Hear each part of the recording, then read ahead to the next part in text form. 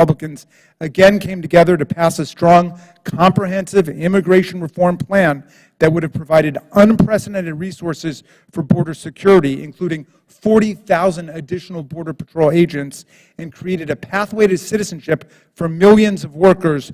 The Republican-controlled House threw a monkey wrench into the bipartisan collaboration and refused to hold a vote. Since then, Democrats have repeatedly developed, proposed, and sometimes passed pragmatic legislative solutions to address border security while providing practical pathways to citizenship for people like the Dreamers, hundreds of thousands of young people brought to American childhood who are now productively engaged in school or work or military service.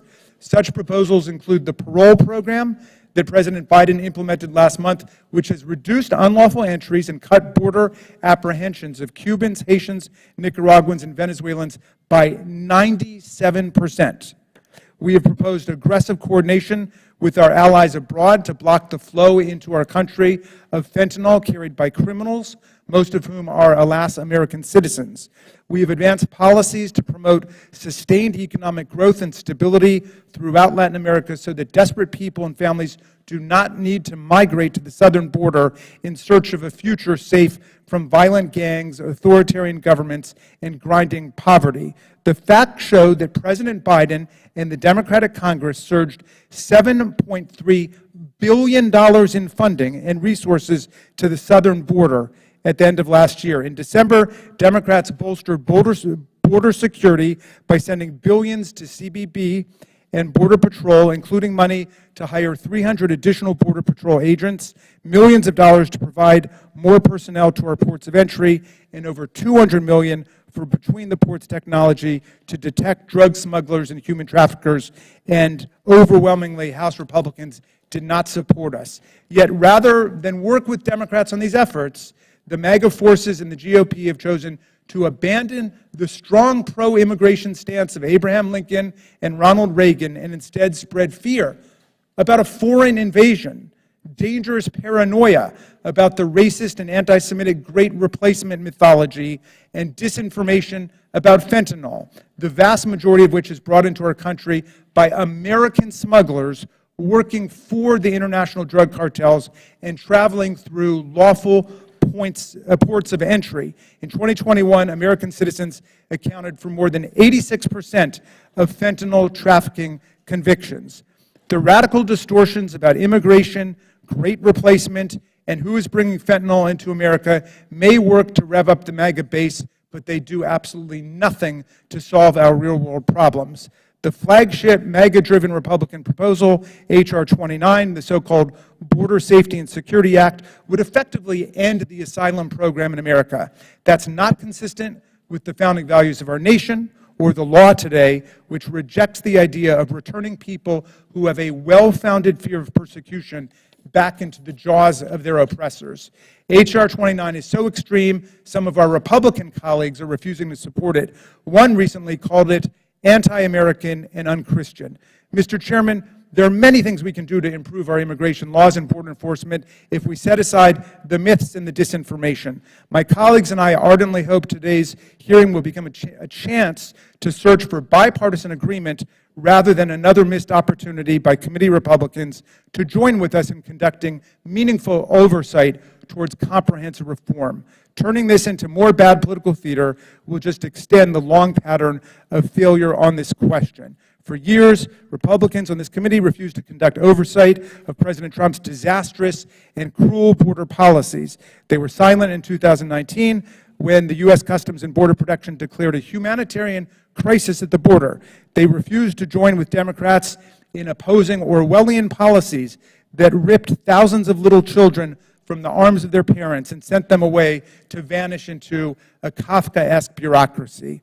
Some may wish we would forget one of the grimmest chapters of any American presidency, but people will not be fooled when MAGA Republicans pretend to cry foul over Secretary Mayorkas's and President Biden's strong actions today to impose order at the border while defending America's deepest values. It doesn't have to be this way. Let's act together in good faith now to pass comprehensive reforms to improve our immigration system. We are a nation of immigrants, and we are a nation of laws, and we can live up to all of our values in this challenge. I look forward to the testimony of our witnesses and the thoughts of our colleagues, and I thank you very much, Mr. Chairman, and yield back. The ranking member yields back. Before I introduce the witnesses, I feel compelled to respond to a couple of things my friend, the distinguished ranking member, said. First of all, the Republicans' lack of oversight. I want to remind everyone, this is the first time since Joe Biden's been president that anyone representing the border has been asked to come before this committee. The first time. This crisis has gotten worse every day over 2 years. This is the first time. So the other thing, I want to remind members of the member decorum, because two things have just been brought to my attention in the last few minutes. First of all, the White House's oversight spokesman just released a memo criticizing Republicans for having the nerve to have this hearing. He said, why do House Republicans want to make things worse at the border? I don't understand how two frontline Border Patrol agents coming before this committee would make things worse. I mean, that's what the Oversight Committee is about. That's what Mr. Raskins complained, that Republicans weren't serious about oversight. This is our first, we've just been in power a week, and we've had a COVID pandemic hearing, and now we have frontline workers just to get facts. And the other thing that's very disturbing is the tweet that the Oversight Committee Democrats just tweeted out. It says, good morning and good luck to everyone except GOP oversight members who are using today's hearing to amplify white nationalist conspiracy theories instead of comprehensive solution to protect our borders and strengthen our immigration system. I mean, really? I don't even know what to say about that. But just to remind everyone, the member decorum, the issues we're debating are important ones that members feel deeply about. While vigorous disagreement is part of the legislative process, members are reminded that we must adhere to established standards of decorum and debate. It's a violation of House rules and the rules of this committee to engage in personalities regarding other members or to question the motives of a colleague. So remarks of the type that we just saw in the tweet are not permitted by the rules and are not in keeping with the best traditions of our committee. So the chair will enforce these rules of decorum at all times, and I urge all members to be mindful of their remarks. Now, I'm very pleased to introduce our two witnesses today, who are both long-term veterans of the U.S. Border Patrol, bringing a combined 5 decades of experience. John Modlin, I hope I pronounced that right, has served in the U.S. Border Patrol for 26 years. He is currently the Chief Patrol Agent for the Tucson sector, but has extensive experience serving on the northern and southern border, as well as both U.S. coasts during his career. Gloria Chavez has also served in the U.S. Border Patrol for 26 years. She is the Chief Patrol Agent for the Rio Grande Valley sector and also recently served as Chief Patrol Agent in the El Paso sector. She also brings a variety of experiences with the northern and southern borders of the United States. I look forward to hearing from Chief Modlin and Chief Chavez about their experiences with the U.S. Border Patrol, as well as their efforts to work to secure the border during an unprecedented time. Prior to your all's opening statements, pursuant to Rule 9G, the witnesses will please stand and raise their right hands. Do you solemnly swear or affirm that the testimony that you are about to give is the truth, the whole truth, and nothing but the truth, so help you God? Let the record show that the witnesses all answered in the affirmative, and we will begin with you, Chief Modlin. Hey, Mr. Chairman, real quick, and I apologize. I know the proceedings of the committee room. I'm just going to cut to the chase. For my colleagues on the other side of the aisle who want to state that we're using this hearing for white nationalism, I'm not doing that. So if you feel that strongly, come walk to this side of the room and let's talk about it face to face. But leave that kind of silly stuff for somebody else. Don't bring that here today. This stuff is serious. I apologize, Mr. Chairman. Mr. Chairman, could I have a question down here? Just in response to, well, it's okay for him to talk, but not for me? As a new member, I have a question just in terms of the rules and personalities. I didn't see that. My understanding is that the prohibition against personalities relates to calling out individual members. Am I wrong about that, or is there something about the tweet that actually engaged in personalities, just so we know going forward?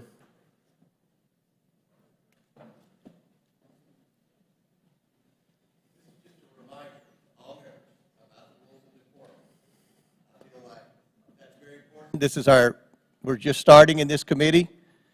We had a good, productive, substantive hearing last week. This hopefully will be a good, productive information fact-gathering hearing today, and every member needs to understand the rules of decorum. Now, Thank you. Chief Modlin, please begin your opening statement. Good morning, Chairman Comer, Ranking Member Raskin, distinguished members of the committee. Thank you for the opportunity to appear today on behalf of the United States Border Patrol and to provide you with a status and understanding of the unique operational picture of border security efforts in Tucson sector. I started my career with the Border Patrol in 1995 in the San Diego sector.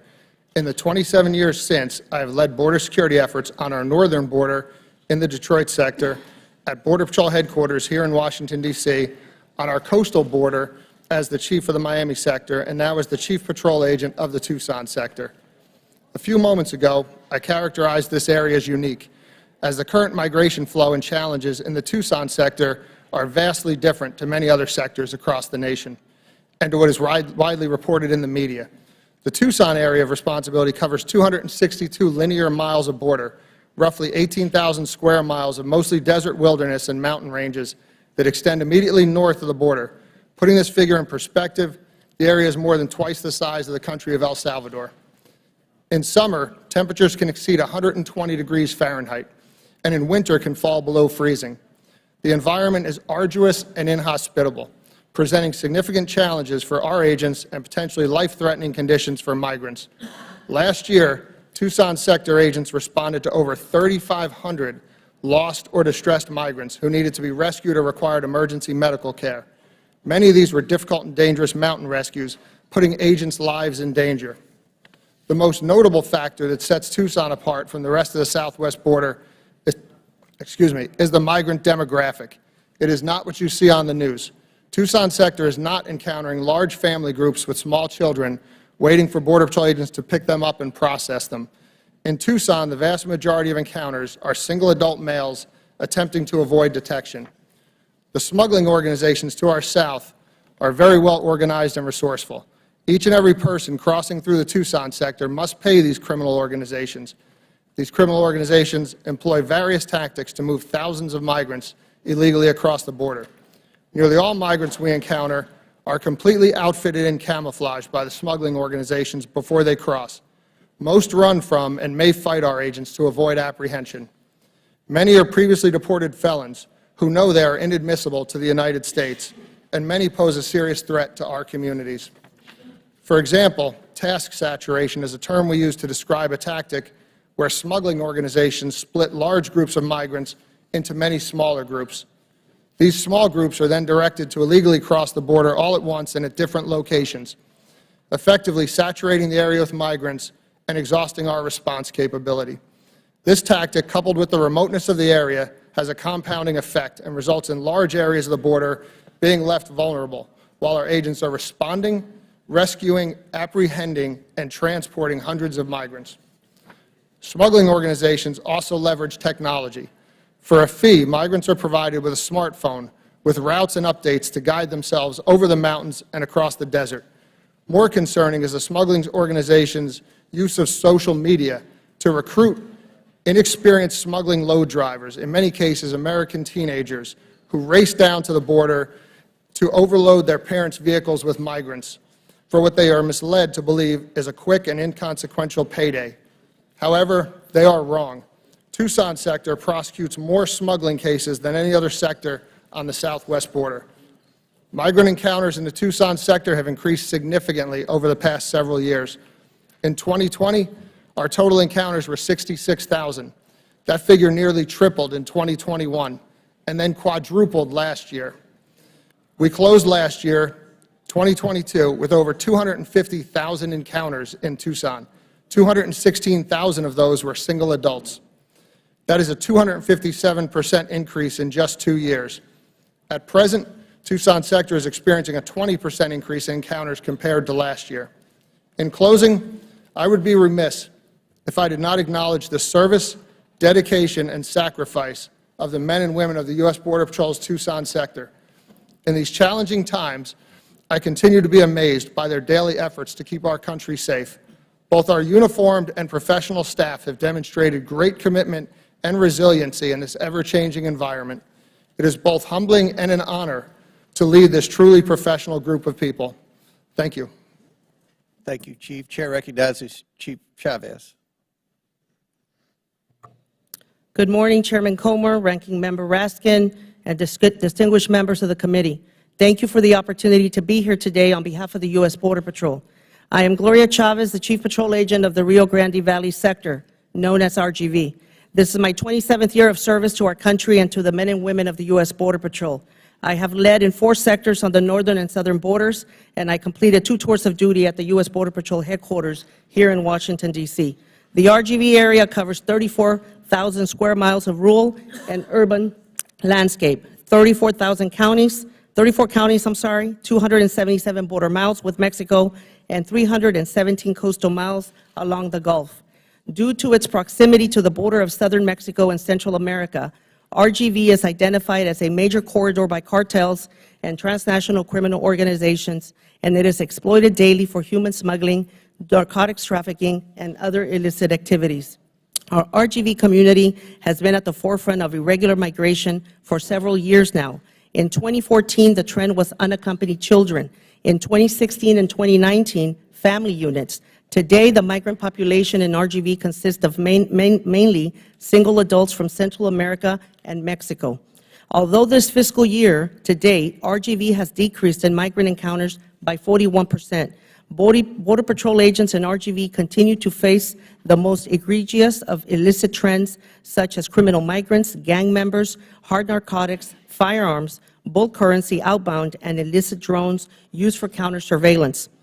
If you can bring up a slide, please. For example, in 1 year's time, RGV had over 10,000 drone incursions and 25,000 at the border drone detections, demonstrating the drone capability of transnational criminal organizations pinpointing law enforcement locations to increase the success of smuggling attempts. We have made great progress in countering the threat of small unmanned platforms. However, the adversaries have 17 times the number of drones, twice the amount of flight hours, and unlimited funding to grow their operations.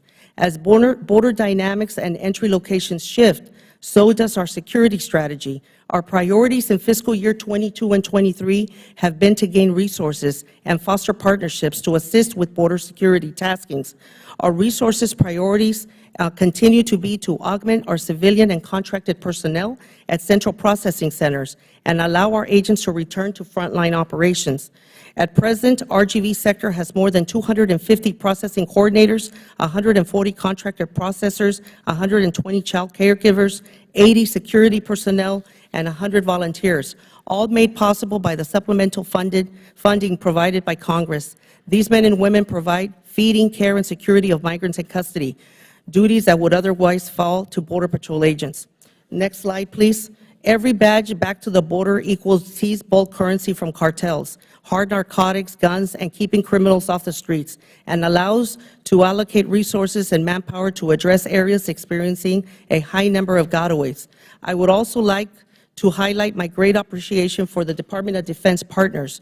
RGV deploys over 200 National Guardsmen who assist with camera operations and mobile surveillance, increasing our situational awareness daily. As for partnerships, we collaborate daily with our federal, state, county, and local city partners to include local non-governmental and faith-based organizations who provide an avenue for placement for amenable migrants. The Texas Department of Public Safety and our county sheriffs render support to my Border Patrol agents on a daily basis and vice versa. Lastly, RGV shares a strong partnership with Mexico in the state of Tamaulipas that is invaluable as threats to the security of our border are always evolving. In closing, I will emphasize my most valued priority and who I strive to serve my very best every day, my civilian workforce and my Border Patrol agents. Our Border Patrol agents who every day and who right now are out there on patrol protecting you, protecting me and every American watching today. Because to them, what matters is who and what enters between those ports of entry and what they have that they have the available resources to make that detection and that arrest. Regardless of the fluctuating migration flows, lack of resources, border threats, and physical assaults against them, Border Patrol agents are always ready to respond. It is their grit and hard work that has enhanced and maintained the level of security we have on our border today. I will always honor them for their duty and their sacrifice. I thank you for your time today, and I look forward to answering your questions. Thank you. Thank you both. We'll begin the questioning. I'll go first. Chief Modlin, would you agree that the cartels currently exercise significant control over who is allowed to illegally cross in between the ports of entry? Chairman, thank you. What I see in Tucson sector, my experience is that no one crosses the border in Tucson sector without going through the cartels. It's, in the past, if you don't mind me expounding just a little bit, in my career started in San Diego, it was not uncommon for migrants to make it to the border and then just cross and then try to do the best they could. In Tucson sector, everything south of the border is controlled by the cartels. So do the cartels try to overwhelm Border Patrol agents by illegally crossing large groups of individuals at a single time? Yes, sir. So what we see, although that is very rare in Tucson sector, maybe once or twice a week we'll see a group of about 100 people, sort of what we refer to as a give-up group, that gives up in a very remote area. And of course, when that happens, our first priority is to get to that group, sort of triage that group, determine if there's vulnerable populations in that group. But these locations could potentially be hours from the nearest paved road. So to get that group out of there takes a tremendous amount of personnel, which leaves other areas vulnerable. Right. As you mentioned, it takes significant law enforcement to respond to those large groups. Have these crossings of large groups gotten more frequent over the last couple of years? Sir, in my experience in the Tucson sector, it has gone up a little bit. However, the biggest change that we've seen in the Tucson sector, as I mentioned in my opening statement, is really the task saturation. What they're doing to us out there is a newer tactic, which is to break what used to be traditionally groups of maybe 10 to 20, which Border Patrol agents are trained to be able to apprehend a group of 10 to 20 people. However, it also takes a single Border Patrol agent to apprehend a single person coming across the border. And so the predominant tactic in the Tucson sector is to allow people to cross by themselves or in groups of 2 or 3, which then saturates our ability to respond. Okay. Chief Chavez, do the cartels intentionally put migrants in peril so that U.S. Border Patrol agents respond to conduct rescue operations? That is correct, Chairman. I think that for the Rio Grande Valley, for example, as Chief Modlin was saying, we have experienced a large group situation as well. For us, I think we've had this fiscal year 55 or 22, I'm sorry, different types of groups in the most western portion of the RGV. And a lot of times, because we have so much brushland out there, the Big King Ranch area up in the Rio Grande Valley, many times, especially during the summer months, there's a lot of migrants out there that are out there requiring rescue. So a lot of times our agents are out there rescuing people, being task saturated in rescues, abandoning frontline operations. So therefore, cartels have, take advantage of that area. Have rescue operations by Border Patrol increased over the last couple of years? Yes, they have, Chairman. For us, I think last year we had over 1,100 rescues just in the RGV area, and we are expecting that number to supersede last year. Chief Modlin, we know that the majority of fentanyl seized was seized in the controlled environment of ports of entry. Does that mean that we shouldn't worry about the cartels trafficking illicit narcotics, including deadly fentanyl, in between the ports of entry? Chairman, what I can tell you from my experience in Tucson sectors, last year we seized about 700 pounds of fentanyl. To give you an idea, based on the lethality of a dose of fentanyl, that's enough to kill everyone in Arizona 21 times, or basically half the population of the United States. And that was encountered, 52% of that, so the majority of that was encountered in the field. So that is predominantly being backpacked across the border. The other 48% was caught at our immigration checkpoints, sir. there have been hundreds of thousands of gotaways just in the last few months, almost 600,000 estimated last year. Chief Modlin, are you concerned that the cartels are leveraging a chaotic situation to bring in criminals or suspected terrorists who evade apprehension entirely? Sir, gotaways are incredibly important. Tucson sector has seen a lot of them. As I described earlier, that process of task saturating us does leave areas vulnerable and then allows people to cross that we're aware of in the case of a gotaway, but we just literally can't get there to apprehend them. I think the other concern is the sort of unknown amount of gotaways, the people that we don't see. I do know that Tucson sector, years ago, about 10 or 15 years ago, had a significant laydown of technology. So Tucson sector does have an incredible amount of situational awareness, and so we are aware of the folks that are getting away. So it sounds like the cartels are taking advantage of a historically high flow of illegal immigration to overwhelm Border Patrol agents' resources, place migrants in peril, and undermine border security by introducing deadly narcotics, criminals, and terrorists into our country. It's unfortunate, then, that President Biden's administration removed many of the deterrent policies that were working to reduce the flow of illegal border crossings and keep cartels in check. For 2 years, we've watched the crisis unfold with little oversight. No longer. With that, I yield to the ranking member. Thank you, Mr. Chairman, and thank you, Chief Chavez and Chief Modlin, for being with us today and for your service and your testimony. We've got to stop the flow of fentanyl into our country. It's a matter of life and death. Chief Chavez, the vast majority of fentanyl coming into the country is seized at ports of entry, not from migrants traveling across the border on foot in between ports of entry. Am I right about that? Thank you, sir, for the question. We have seen the large amounts of narcotics that have been seized at the ports of entry. However, for us, between the ports of entry, the fentanyl specific, we have also documented cases for Border Patrol where we have seen some at our checkpoints. For example, here in December of just this past year, we seized the largest liquid fentanyl seizure in coordination with the task force of Nueces County, which was, I don't know if you saw it on the news, it came out, it was about largest fentanyl seizure. It was 25 pounds, 3 gallons of liquid fentanyl that was seized in coordination with our task forces under the license plate reader program with Stonegard and partners. Now, fentanyl, again, is a very dangerous drug, just as Chief Modlin has mentioned. So for us, it's something that's of high concern. Gotcha. Well, can I follow up on that?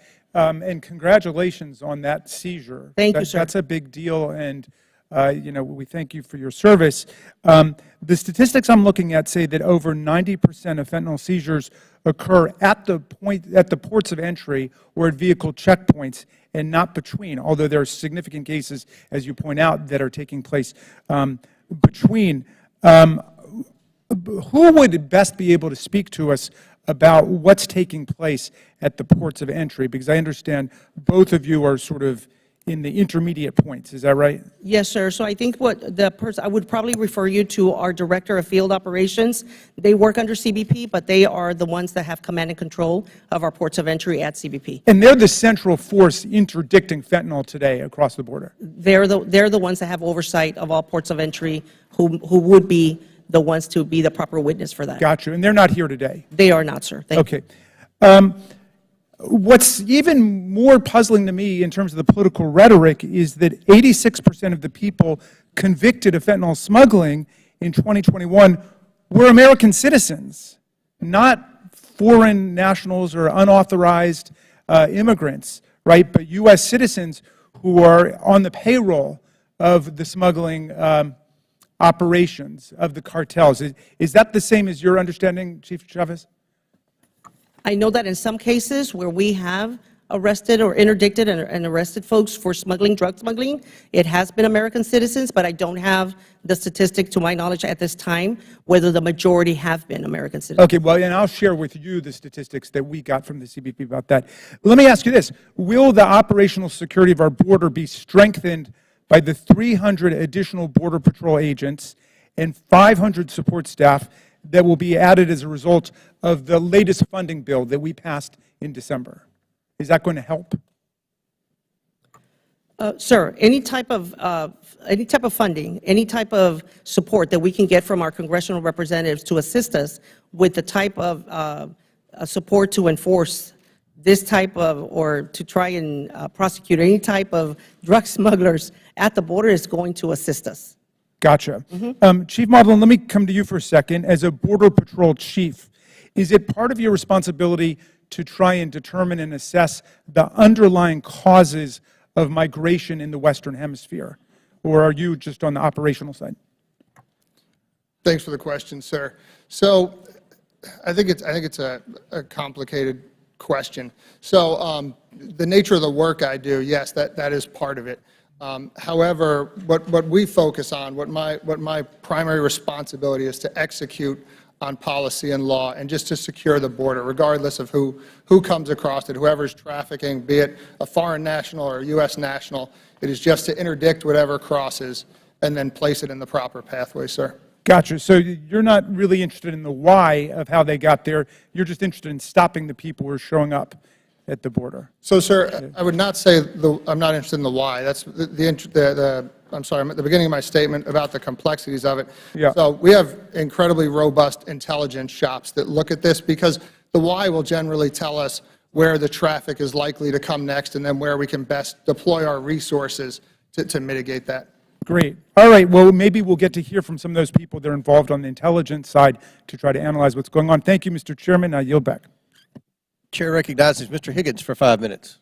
Thank you, Mr. Chairman. Mr. Chairman, we're going to be moving very fast today just because of the sheer volume of evidence that must be investigated by Congress is quite extensive. And America should understand that today's hearing marks the beginning of this committee's obligation to judiciously reveal over the course of many months exactly what has happened at our southern border over the last 2 years. We will investigate, we will reveal the truth, and we will force accountability.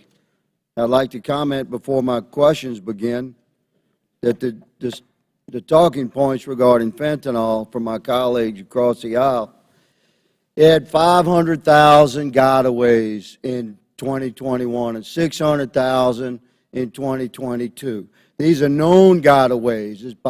This does not count the unknown gotaways. But let's just say that's a number. That's over 1 million gotaways. That's stout young men running, as the chief testified, wearing camouflage. They're rolling hard. They got mil-spec radios. They're carrying backpacks. They work for the drug cartels. What do you think's in the backpack? Every American watching this understands there's a tremendous amount of illicit fentanyl and meth crossing between the ports of entry.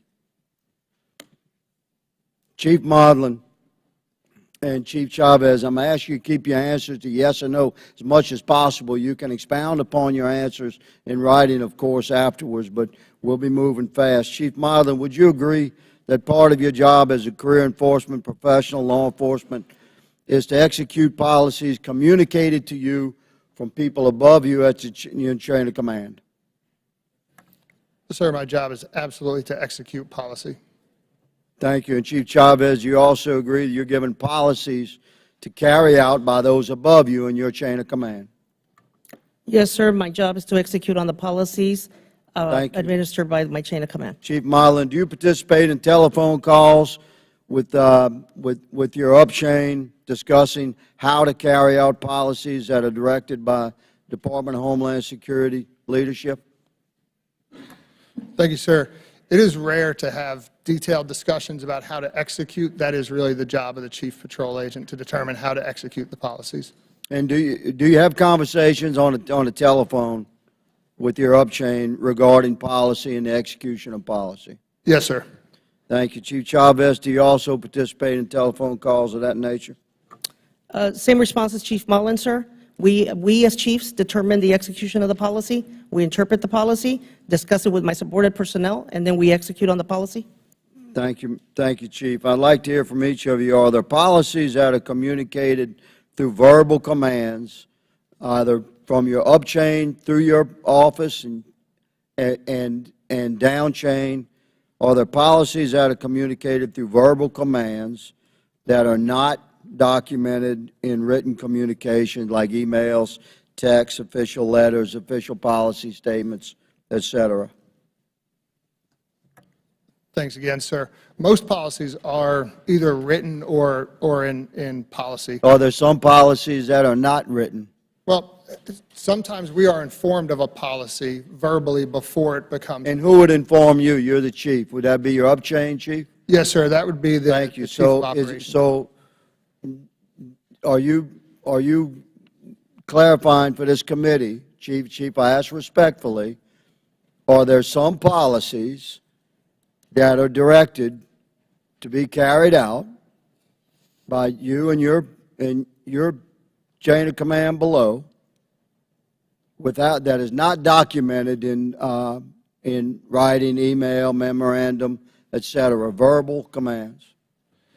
Sir, I'm going through my head trying to remember the last time that happened. I would say it's exceptionally rare, and if it is, it's usually just to Exceptionally rare, I would accept that as an answer, but you acknowledging that that does happen. I'm acknowledging that it could, that I would not say it never has, I just can't remember when it has. Chief Chavez?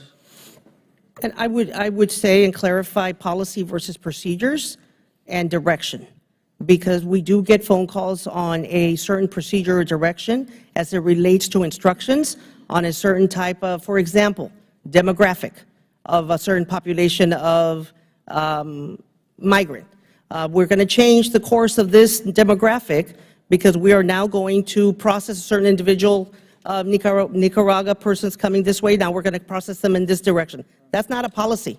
That's a procedure. That's a different type of instruction that is given to us verbally or via email. But policies is normally written. Policies, then we get a heads up. New policy is coming down the pipe. It's going to require this, but wait for the policy to hit the signature coming down from the Thank you, 14th Chief, for that leadership. clarification. Mr. Chairman, my time has expired. If anyone has time to yield, I'll receive it later. Thank you, gentlemen. Chair recognizes Ms. Porter for 5 minutes. Thank you. I want to start by thanking Chief Modlin and Chief Chavez for sharing your stories today. And one of the things I particularly wanted to acknowledge and appreciate about your testimony, Chief Modlin, is you acknowledged that our borders are not monoliths. You have served, both of you, in many different parts and pockets of our border, and the challenges that we face are different. And I appreciate you taking the time to acknowledge that, and I hope that my colleagues will recognize that the challenges we face in rural areas, like RGV and Tucson, are different than what we face in coastal borders and areas like San Diego sector. I wanted to focus on fentanyl and continue the line of questioning of the chairman. I want to introduce, with permission, Mr. Chair, I'd like to introduce into evidence this chart, which is based on Customs and Border Patrol data. And I know it's hard to see, but I think you can probably see if you look at the screen. This big jump, this is fentanyl seized at the border. There's a big jump here, and that big jump occurred around June 2020, August 2020. Mr. Modlin, did anything happen then that caused any policy procedure change that caused that big jump in fentanyl seizures? Ma'am, thank you for the question.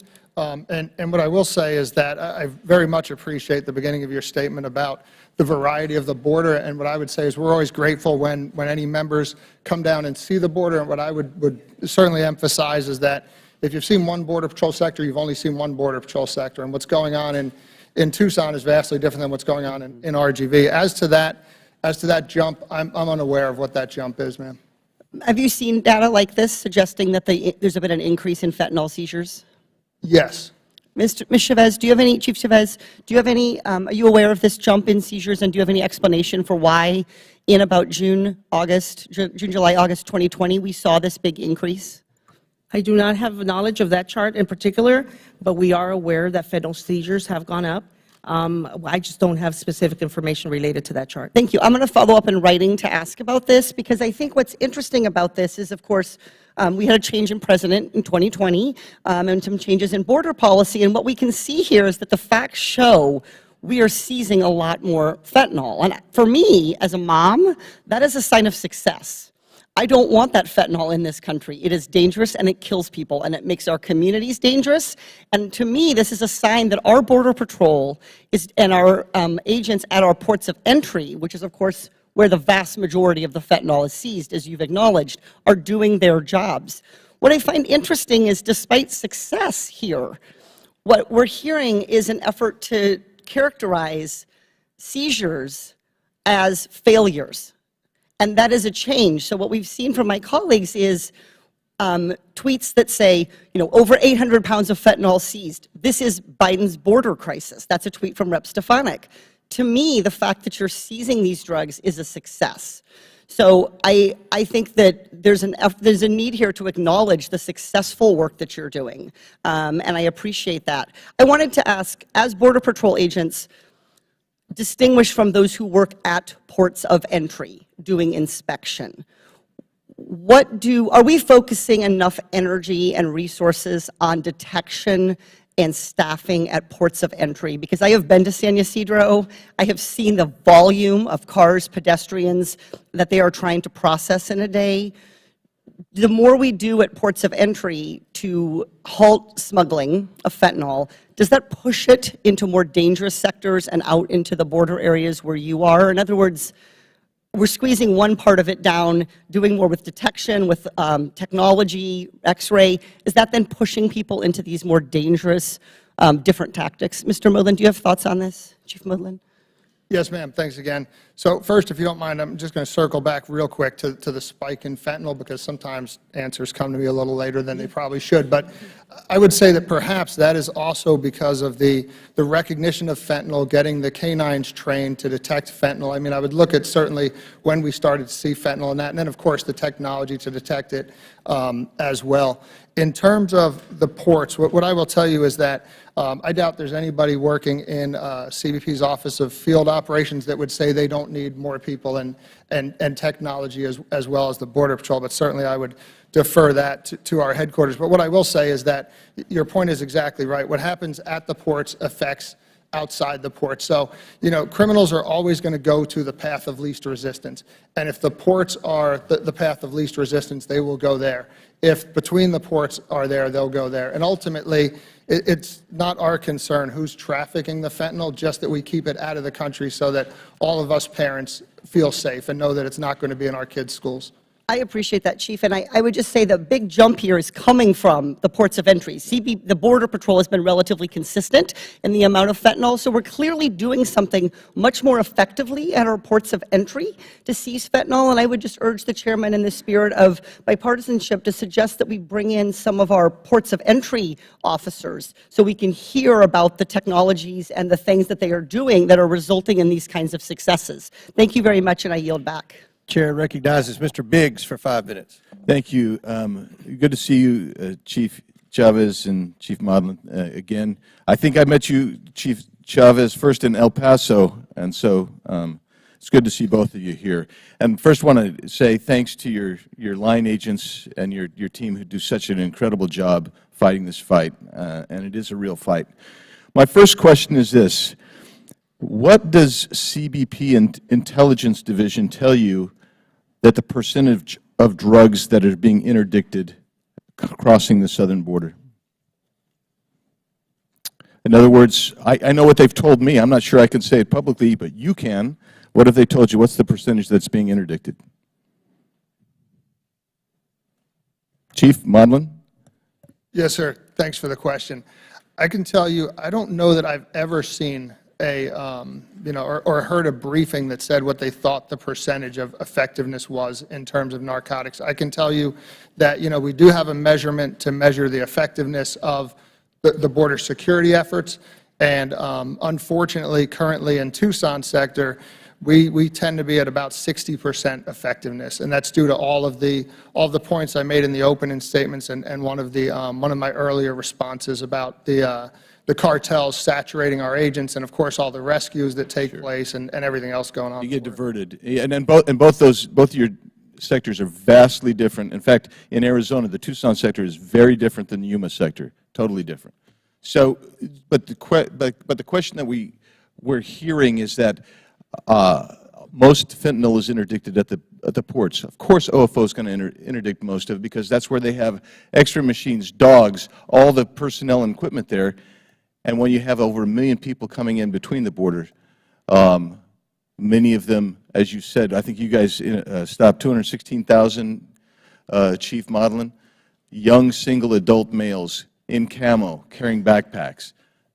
So it's a very different thing. So you can ignore that you only catch about 15% roughly at the ports of entry. You've got a major problem. Chief Modlin, I want to talk briefly about the manpower into the Tucson sector. I've been told by agents on the ground that some of Tucson's agents are being farmed out or being allowed to go to other sectors. Is that accurate? Thanks again for the question, sir. So there are some agents from the Tucson sector that are outside the Tucson sector. It's a small number. I believe it might be about 20 to 30 now that are going to other sectors. Tucson sector, in terms of personnel, is the largest sector. We have more agents than any other sector. So often, Tucson sector is utilized for things like that. And then Tucson sector also has the largest special operations detachment as well, which is comprised of Borstar and Bortax. So they're often used in places where we see an increase in, for instance, migrant rescues, water rescues. Then the teams will be deployed as well. And you also have the largest number of known gotaways along the southwest border. Sir, I believe that's Del Rio sector, just barely ahead of us. But you guys you're fighting. Ours is a very significant number, yes, sir. So when I look at that, I guess the question is, because I've been down there many times, how many of your line agents get diverted to detention and processing? Yes, sir. Again, thanks for the question. So this is constantly a challenge with us. As you know, border security operations are incredibly complex. Currently, about 20% of our uniformed personnel are in processing. Thankfully, as Chief Chavez noted earlier, the Border Patrol is starting to utilize Border Patrol processing coordinators that are not law enforcement, that can do a lot of the work that Border Patrol agents have traditionally been doing, that's outside the interdiction work and the work where someone needs to be sworn law enforcement. So let's consider this. If you have an agent that tracks someone, and maybe it's a group of 20 people in the Tucson sector, they can be literally 4 hours before you're going to see anybody able to even come out and pick them up and transport them. Yes, sir. So the very difficult thing about the Tucson sector, multiple mountain ranges, 9,000 feet up, and many times these migrants get up into those mountains. It can take an entire shift to track a group, as you described, and even then, they can be apprehended hours from the nearest paved road. And that'll also keep agents off the line and leave a wide open sector. Yes, sir. It all adds to what our agents have to do out in the field, whether it's a rescue, whether it's an apprehension. Thanks. I yield back. Mr. Conley. Chair recognizes Mr. Conley for 5 minutes. Thank you, Mr. Chairman. And I want to thank Chief Modlin and Chief Chavez for being here. Thoughtful testimony. Really appreciate your approach. I just want to point out, though, that part of what we're dealing here in this hearing and in lots of other discussions about this subject is, the narrative being woven that is a false narrative. We need more capacity and personnel at the border, at ports. Well, we had that opportunity in the omnibus. And on this side of the aisle, we all supported it. But on the other side, that isn't the case. So you can talk a good game about we need to beef up our capacity here and there, but you had an opportunity to vote for $7.2 billion for Border Patrol operations, $65 million for 300 new Border Patrol agents, $60 million for CBP personnel at the ports of entry we're talking about, and $230 million for between the ports technology that you referenced, Chief Modlin. So if we're going to be consistent and talk about the need to beef up the border, you got to vote for it. Otherwise, it's just hot air. Another part of the narrative is, we have all these people crossing the border, and they violate the law multiple times and never show up, of course, for court hearings. And that's really interesting because in the Alternatives to Detention program, I guess last year there were 16,482 undocumented individuals. And I don't know, Chief Modlin, do you know what percentage of those people showed up at their court hearing? Thank you for the question, sir. What I can say is that I don't have an answer for that. So Border Patrol's role in interdiction ends once we serve somebody with an NTA. Once they leave our custody, then we have no means of tracking that. If you don't mind me just circling back to what you said in the beginning about funding the Border Patrol, is I would say to everyone is that, obviously the Border Patrol would like as much funding as we could get. We definitely need more personnel. We need more technology. However, we are a very small piece of this border security issue. And groups like ICE, ERO, when they don't have bed space, that's when we see all the other issues. And I'm going to get to that. I thank you for that intervention. By the way, the answer is 99.4%. So of those individuals, 99.4% showed up for their court hearing. And that's not an anomaly. The American Immigration Council looked at the record over the last 11 years, and they looked at over 2.5 million people who crossed the border in that time period. 83% showed up for the court hearings. So it's not, exactly the Wild West in terms of people complying with their court proceedings. And by the way, you were talking about new capacity, not just personnel. So the President announced putting new scanners at land points of entry on the southern border, 123 of them. And that's going to increase inspection of passenger vehicles from, I think, 2% to 40%, and for cargo vehicles from 17% to 70%. Chief Modlin, would that add to your capacity? Would that, do you think, be a material contribution to helping us secure the border better and in the fight against fentanyl? Thank you, sir. So if I understood correctly, you're talking about some scanners that are going to be deployed to the ports of entry. That's right. And so, yes, so that is not where the Border Patrol is at. Obviously, the border is holistic, and so any security of the border is good security of the border. What I would say, though, is that, again, as the ports get strengthened, then it will push more to in between the ports of entry. Right. Because, again, the criminal organizations just want to move whatever commodity it is, whether it's people or narcotics. We understand, but right now, most of that fentanyl is coming through legal ports of entry.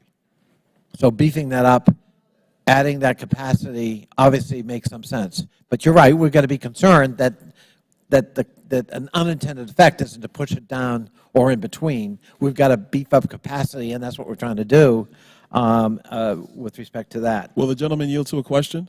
Well, I'm almost out of time. Chief Chavez, would you like to comment on what I've been discussing with Chief Modlin? Yes, sir. The scanners going to the port of entry, that's really for the Director of Field Operations to provide some input on. I'm sure they're going to be very useful for them because it's technology, and just like for the Border Patrol, technology is critical between the ports of entry, and they've been very useful, especially automated technology. But I think you would agree, and my time's almost up, to go from 17% of inspection of cargoes to 70% is quite a significant jump, and hopefully becomes a very useful tool for depressing the introduction of illegal fentanyl into the United States. For our partners in blue, I'm sure my partners in blue would very much appreciate that increase in efficiency. Thank you both for being here. My time is up. Chair recognizes Mr. Grofin for 5 minutes. Okay. First question, kind of a follow-up on what we had in the past. I've been at the border many times. The Border Patrol always seems to believe that the vast amount of the guys that I talk to, gals down there, they feel that most of the fentanyl is coming across not at the points of entry but other places for the obvious, but it is not caught as much because you don't have gotaways at the points of entry. In other words, there's even now, I believe you told me over half the fentanyl was coming in between the points of entry.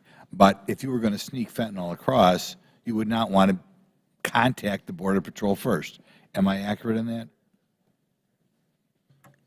Thank you, sir. So the question gets to, I believe, what we were talking about earlier, which was the gotaways and then, of course, the unknowns, the stuff that we don't know. So, yes, potentially there is no way to know what is inside that group, both of those groups together. Right. They felt that actually the last time I was down there was a decrease of fentanyl caught at people sneaking across the border because you had less people to monitor that area because they were spending all day doing paperwork on the people who were coming in the points of entry. Am I right in that?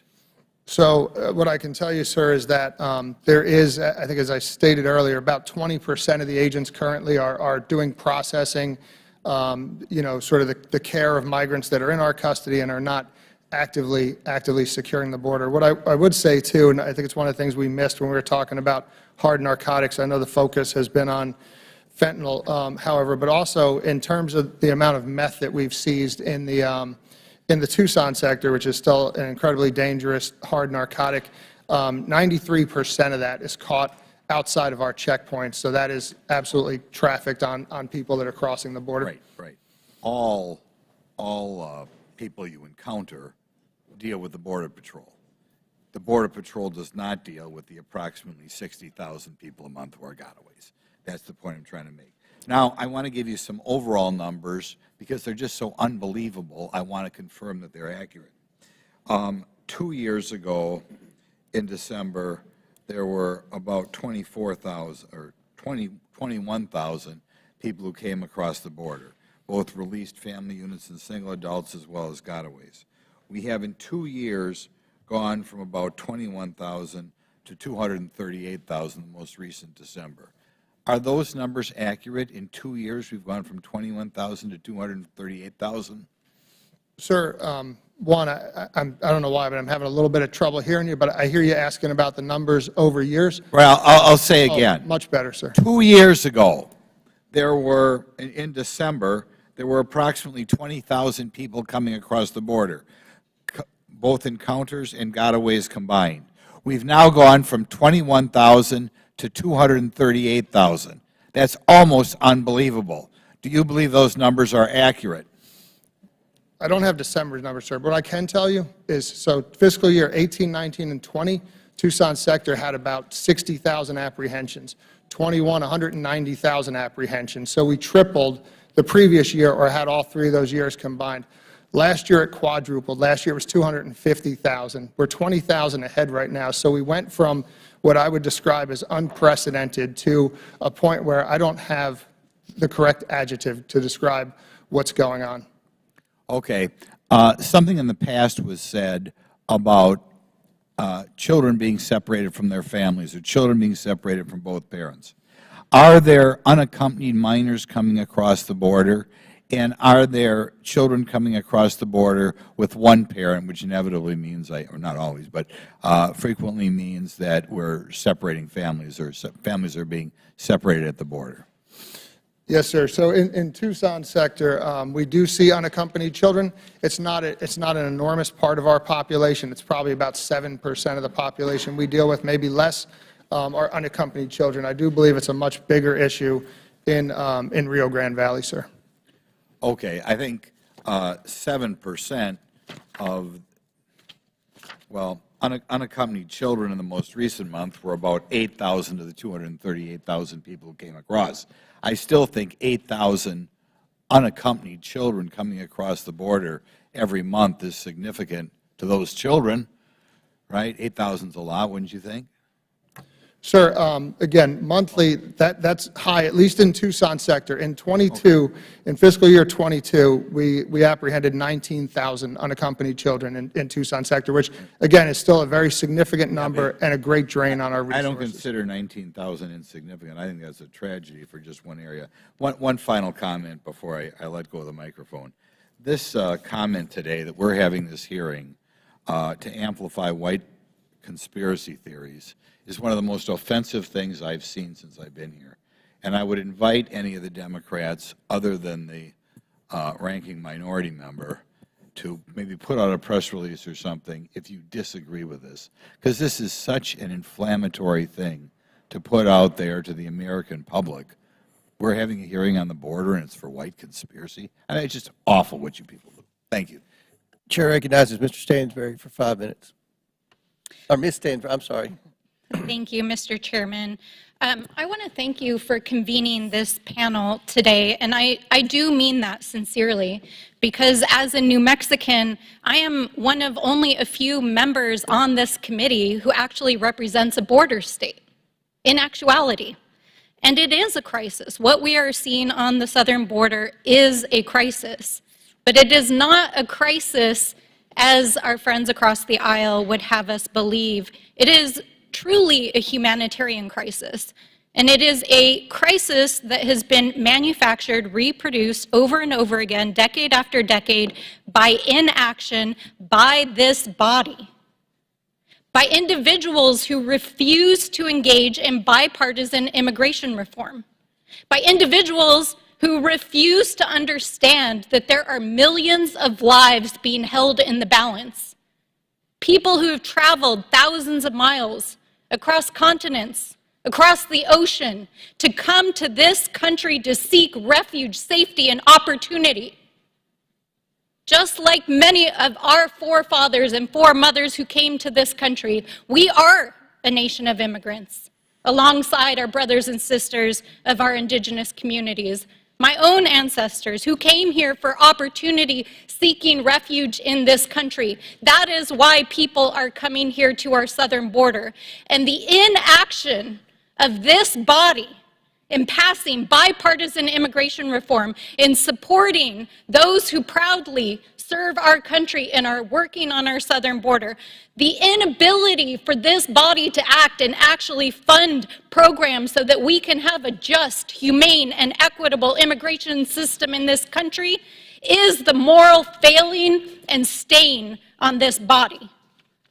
So we can talk about a crisis at the border, but let's talk about what it actually is.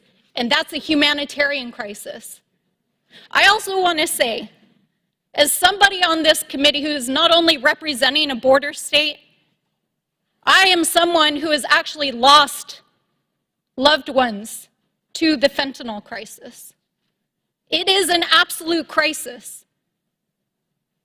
To know the pain of what it feels like to lose someone to fentanyl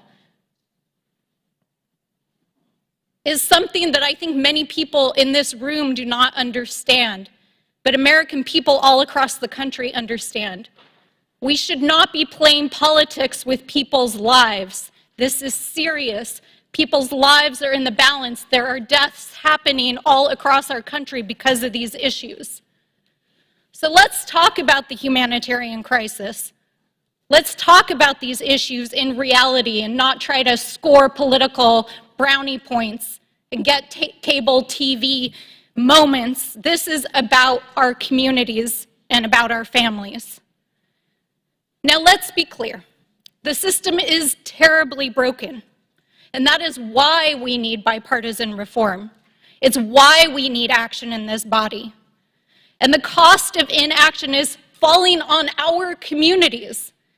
In fact, thousands of people who have come to this country to seek refuge end up in my home state. And because we are not properly funding these programs, it is the people of New Mexico who time and time again have had to stand up and help people by helping to house them, feed them. Our government is failing. The system is failing. We need action. And it is the inhumane policies of the previous administration that have contributed to this crisis. In fact, under the Trump administration, thousands of children were separated from their parents. And to this day, because it was so haphazardly implemented, over 1,000 children are still separated from their parents to this day. I know, Chief Chavez, you work in the Rio Grande district. I want to ask you, in the course of your work and your agent's work, and thank you for your service, have you met some of the families and children who have come across the border? Thank you, Congresswoman, for the question, and thank you for acknowledging the vulnerable population of children. For every Border Patrol agent that works that border, I assure you that our heart goes out to those children that show up unaccompanied, on their own. And Agent Chavez, you have actually met these children and families. These are vulnerable populations. They are families, oftentimes children who have traveled hundreds and thousands of miles by themselves. In addition to that, the The Trump administration massively expanded the use of private for-profit prisons, which are lining the pockets of private corporations right now, charging communities like mine millions of dollars a month to detain immigrants in prisons. These are folks who have already been screened to be safe. And I want to ask our witnesses The lady's here time today, has expired. have you actually been to these private detention centers? A yes answer is Feel free to answer the question. I've been, the children that we hold at our facilities, temporary holding facilities. the for-profit private prisons where asylum seekers are being held.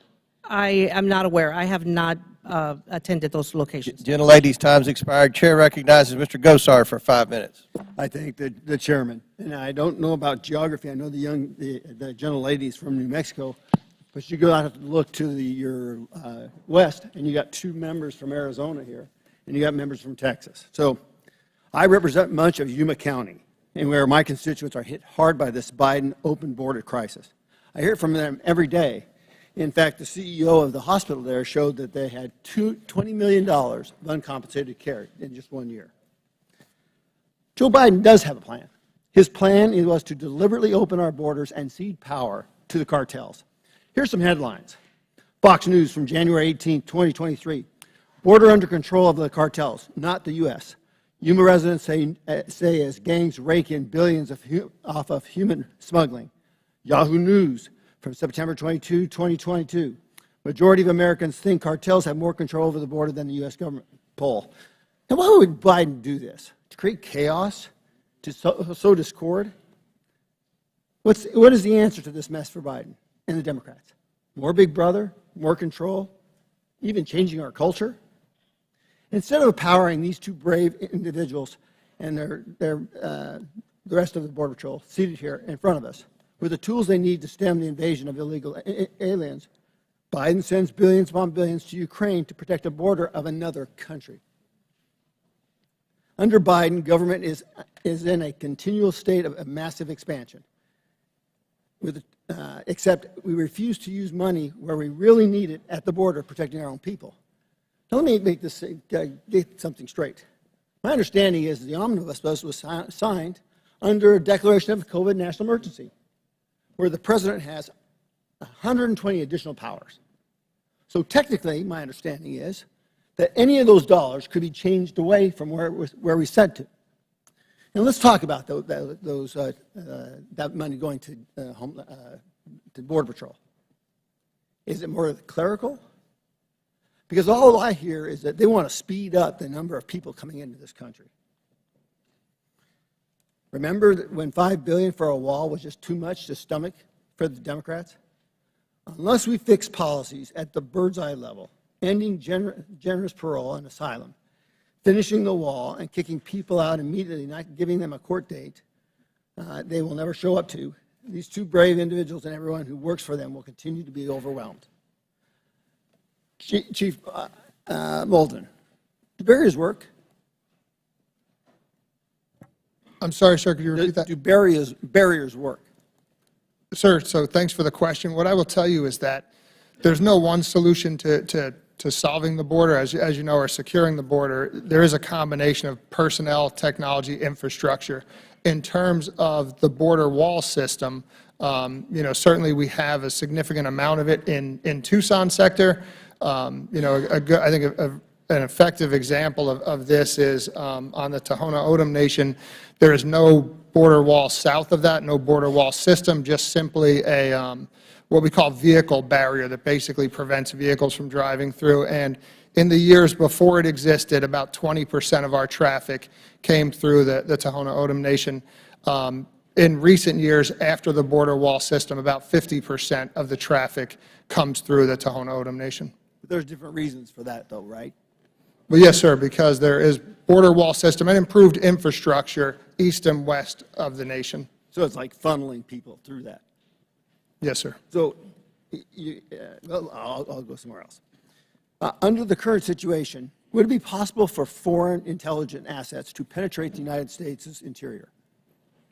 Thanks again for the question, sir. So to speculate who could possibly be in the gotaways or the unknowns that we know would just simply be speculation. All I can tell you is that it is a tremendous concern that anyone goes through the border undetected, but the reality is we know there are people that are getting by.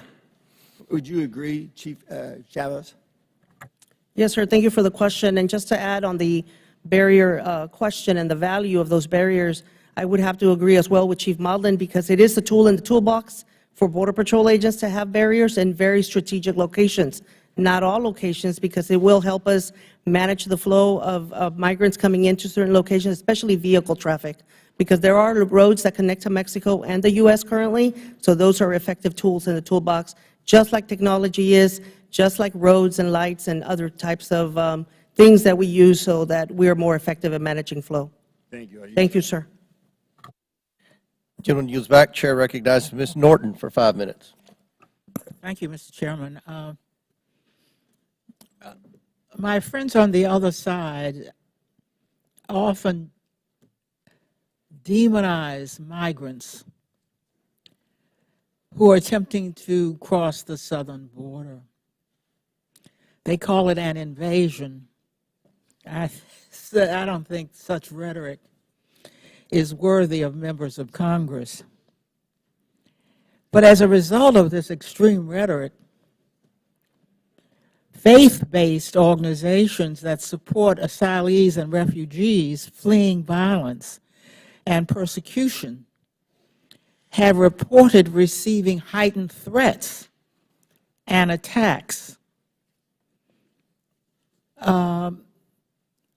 All this rhetoric does is fan the flames. Migrants are increasingly dehumanized as a direct result of Republican xenophobic rhetoric. In 2019, a far-right anti-immigrant extremist murdered 23 people, most of them Latino, at a Walmart in El Paso, Texas. Perhaps we all remember that. According to his so-called manifesto, his murderous spree was motivated by his belief that there was what he called a Hispanic invasion of people coming to the United States illegally. Chief Modlin, does hateful rhetoric, xenophobia, or racism have any place in the Border Patrol?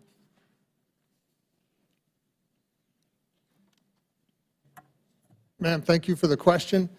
I would say absolutely not. I think hearings like this are a great way to get the facts out there. And certainly there is no place for hate within the Border Patrol. Thank you for the question. Thank you for that answer. Chief Chavez, how does extreme rhetoric, including the rhetoric used by lawmakers, make your work and that of agents more challenging? Thank you, ma'am, for the question.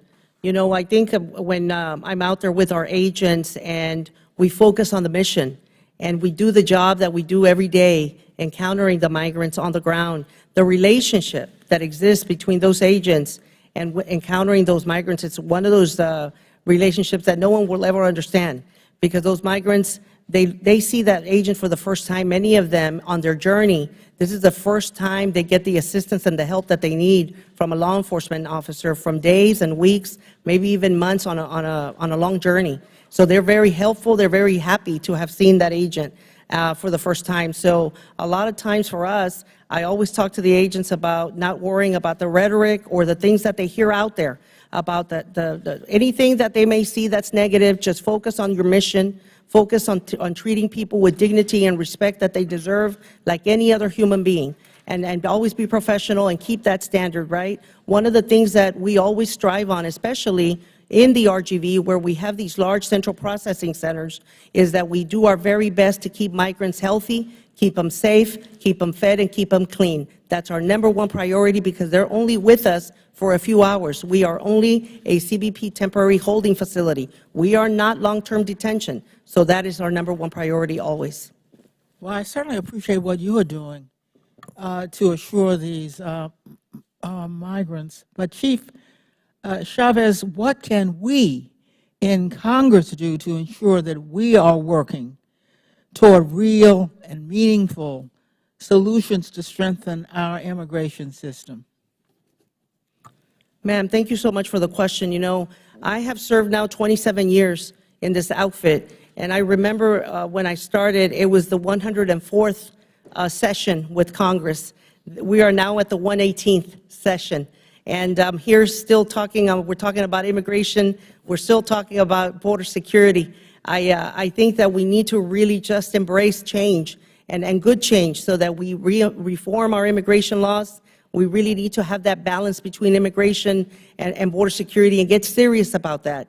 And we seriously need to find a solution because we're Border Patrol agents. We are the ones that enforce policy, your policy that Congress puts out. We are there to secure that border. We care about the American people. We care about our country. And our Border Patrol agents work very hard every day between those ports of entry to secure this country. And I'm just so very proud. I think that as we continue to move forward, I always ask, whenever Congress is ready to put that team together, look at Border Patrol agents to come in and advise you, because I think there's many of them out there already with experience that know how to help out in building that path forward, because I think it's time.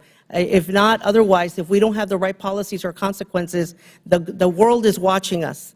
And we're going to continue to see these large migration flows from around the world entering here at our southern border. Thank you, ma'am, for the question. Gentlelady's time has expired. I feel compelled to state the fact that I believe my Democrat friends are confusing real oversight with fanning flames. Conducting oversight allows us to gather facts to solve problems, not fan flames. Chair recognizes Ms. Mace for 5 minutes. Thank you, Chairman Comer. I want to thank Ranking Member Raskin for this hearing today. In Charleston, South Carolina, we have the Border Patrol Training Academy, so I appreciate your efforts to be here today. I've been to the border, and to say it's eye-opening would be an understatement. I think if most Americans could see what's going on there, they would be shocked and stunned. I want to express my disappointment today with the actions of the Department of Homeland Security.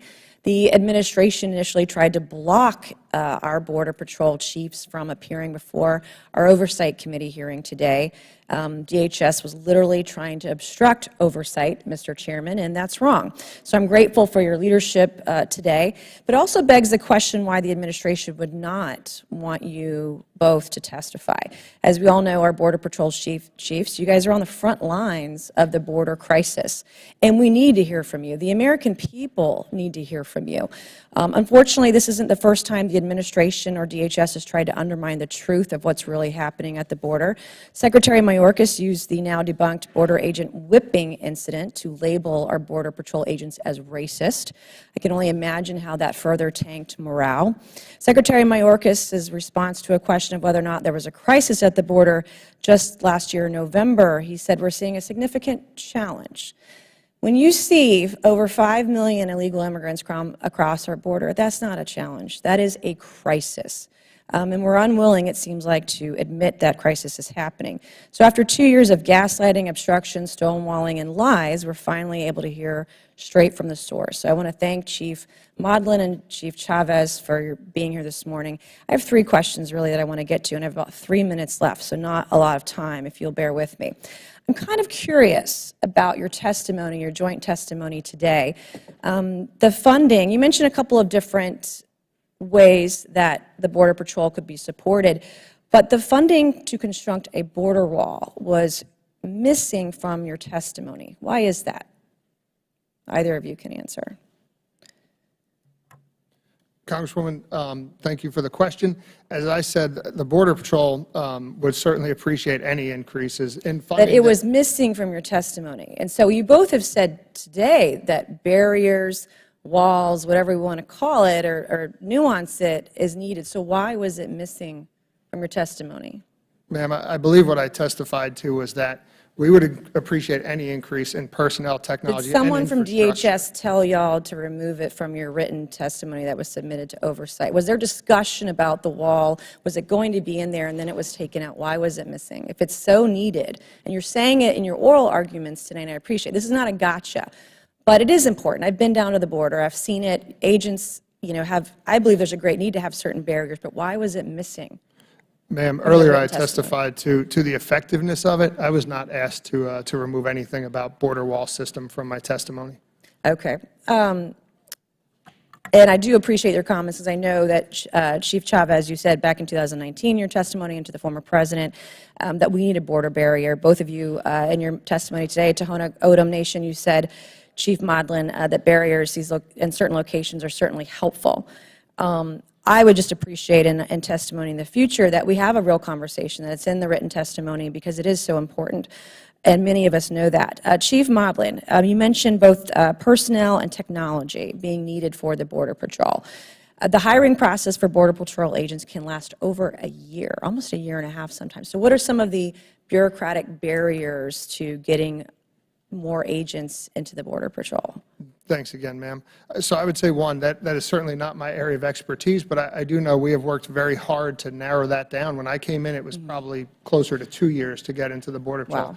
I do think there are some things that can be worked on, such as the ability to pass people that already have a background check, say they're in DOD and they've already had a clearance, to have that slide over into the Border Patrol and then not eat up time doing things like that.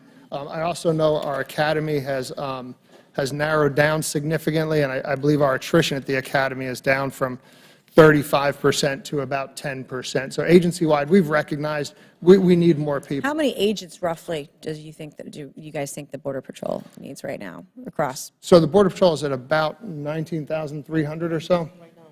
Yes, How many more do you need? I mean, or what's the staffing shortage number roughly? So I think a reasonable amount of agents for the Border Patrol would be about 22,000. But again, that would be a headquarters determination, not mine. I certainly know I don't have enough agents within Tucson sector to deal with the flow that we're dealing with. All right. Thank you, Mr. Chairman. I yield back.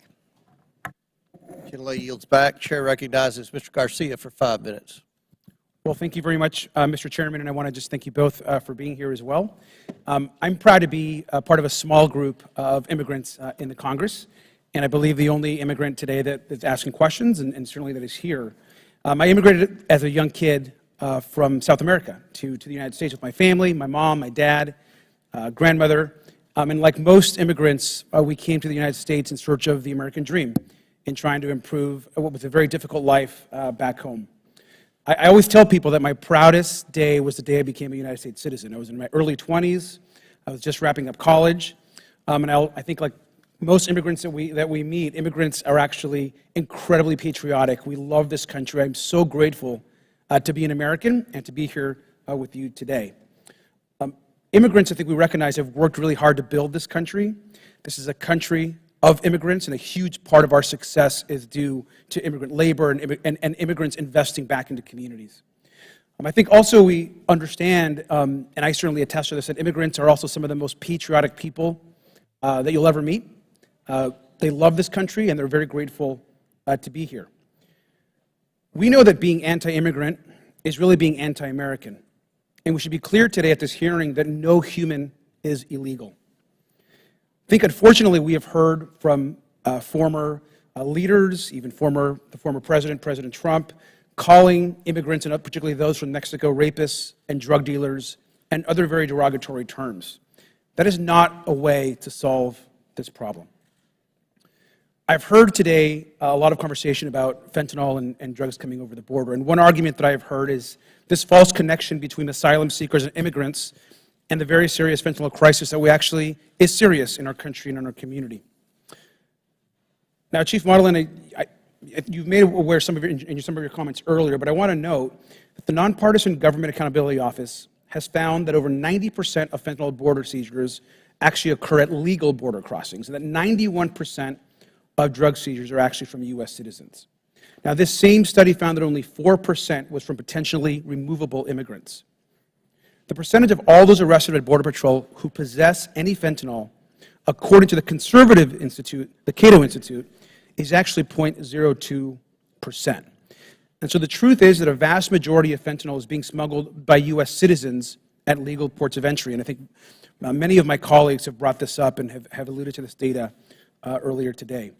And so I just think it's clear, and it's clear to me from both of you, that you also understand that there is suffering that is happening from people that are desperate along our border. And when asylum seekers are fleeing these repressive regimes, whether it's in Venezuela, whether it's in my home country of Peru, whether it's from Cuba, they are presenting themselves to the Border Patrol to make legal claim for asylum. These are mostly not traffickers. And so I think it's important to us to think about the people that we're talking about today as human beings, as people, as generally folks that are suffering and that are coming to our country for assistance and for help. It's also been interesting to me that many of our colleagues today who claim to be concerned about this issue voted against a bill which included $430 million for custom and border protection to modernize and improve screening at our ports of entry. This, of course, was the Infrastructure Investment and Jobs Act. So this hearing is leaving me with a feeling that, like much in our immigration debate, we don't really have any interest, particularly with my friends on the other side, in actually solving this problem and making our country safer. I want to remind us that the last president to sign real comprehensive immigration reform was President Reagan, a Republican. His leadership back in the 1980s is what put my family and myself on a pathway to citizenship. And so I hope that today's Republican Party and today's leaders within the party are willing to come to the table and actually pass comprehensive and important immigration reform that not only continues to invest in our border and ensure that the asylum process is fair, but that also provides pathways and looks and goes to the root problem as to why folks are actually crossing the border. Because as we are clear from this hearing, it's not a drug issue or solely an issue about fentanyl. It's about desperation, and it's about access to the American dream. So I just want to thank you both for being here today. And Mr. Chairman, I yield back my time. Gentleman yields back. Chair recognizes Mr. Palmer for 5 minutes. Thank you, Mr. Chairman. Chief Modlin, I want to run through some things quickly. I'd appreciate yes or no answer. When we talk about processing people who illegally cross the border, would you agree that a significant portion of those people are ultimately processed for release from DHS custody? Thanks for the question, sir. So I would yes or say no? yes, that a significant amount of the people are released from our custody. The fact is there's over 1 million were released in the United States from DHS custody just in fiscal year 2022. These individuals are released with a notice to appear in immigration court at a later date. Is that correct? Yes, sir. So many people are released with a notice to appear. Are you aware that the immigration court backlog nationwide is now over 2 million cases? So that is not within our purview. I am unaware of. Just for informational purposes, as of the end of December of 22, it was 2,056,328 cases pending in immigration courts nationwide. The average number of days, and this is the average, for a hearing is 771. That's over 2 years.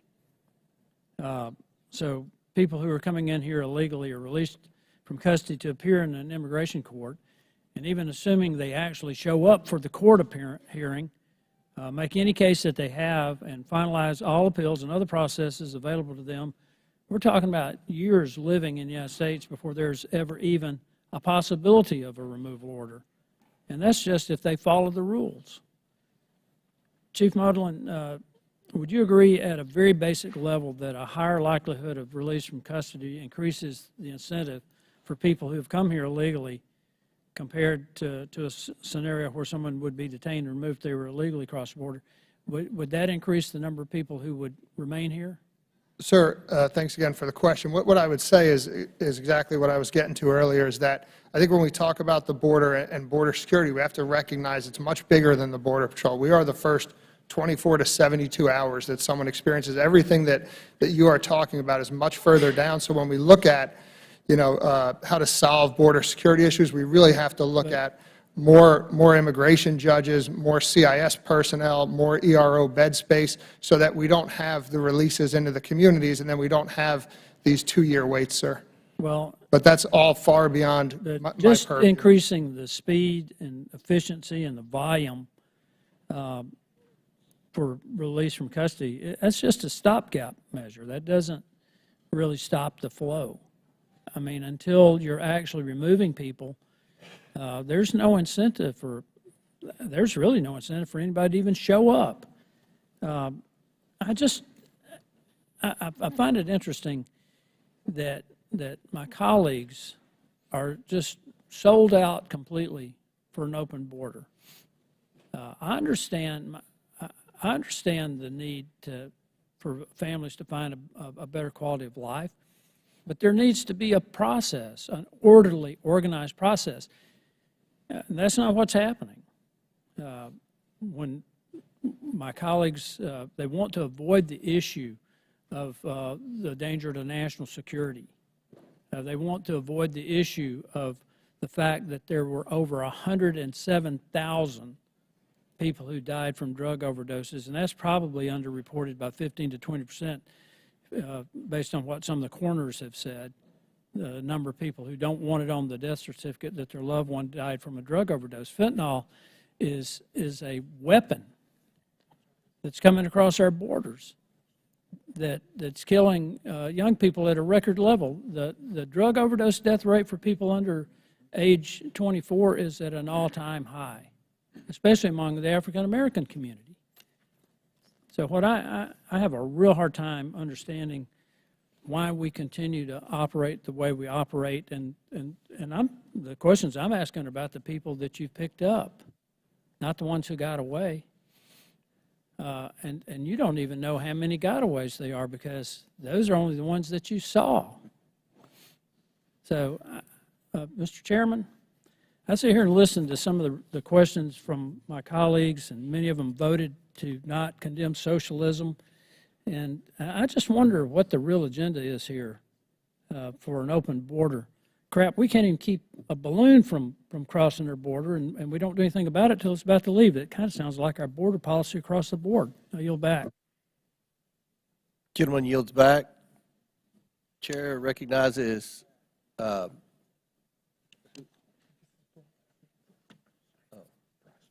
Representative Frost. Thank you. Mr. Chairman, before I start, earlier I believe I heard Mr. Gosar say something about President Biden's immigration policies being more big brother, more control, and more changing our culture. I just want a clarification. Is that what Mr. Gosar said? In the committee room. Okay. Changing our culture. I understand what he's trying to say. But I believe that immigrants are American and thus a part of American culture. You know, it's unfortunate that this hearing started off with a ton of hyperbole and posturing, saying that President Biden and his administration have created the worst border crisis in American history. That isn't about oversight. It's about stoking the fears of immigrants and those seeking asylum. And it's something I take personally as a son of a Cuban refugee. Look, for many folks around the country who might only watch far-right media or just listen to even some of the folks on this committee, I'm curious, Chief Chavez, when President Biden took office, did your agents stop enforcing the border and just allow everybody to come in, thus creating what we hear here is an open border? Did that happen when the president took office? Sir, thank you for your question. The answer is no, sir. Okay, we thank you. continue to enforce policy and laws. Thank you, I appreciate it. Chief Modlin, when President Biden took office, did the border just open and did you all stop enforcing your policies?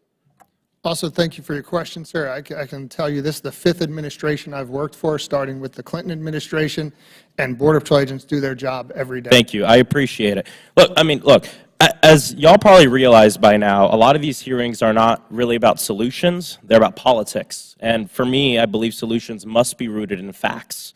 I know y'all probably watch the news and are aware of what's going on politically. Would you agree that the narrative being peddled right now that says that an insane amount of fentanyl is being brought into this country by illegal immigrants specifically, would you say that is true? Sir, again, we're here to report on the facts on border security. I probably differ from giving an opinion on anything in the news right now. With the data, right? Because that's probably doubtful. I can't. Yeah. provide No, all a good. Thank factual you, Chief. statement. No, I Yep. appreciate it. I agree, right? It has to be rooted in the data.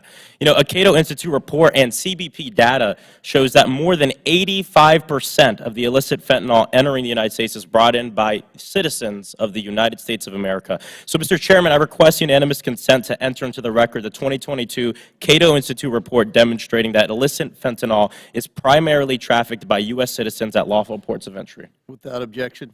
Thank you.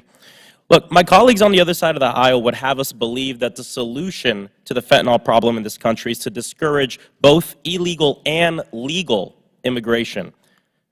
In comes the wall, which we've heard a lot about.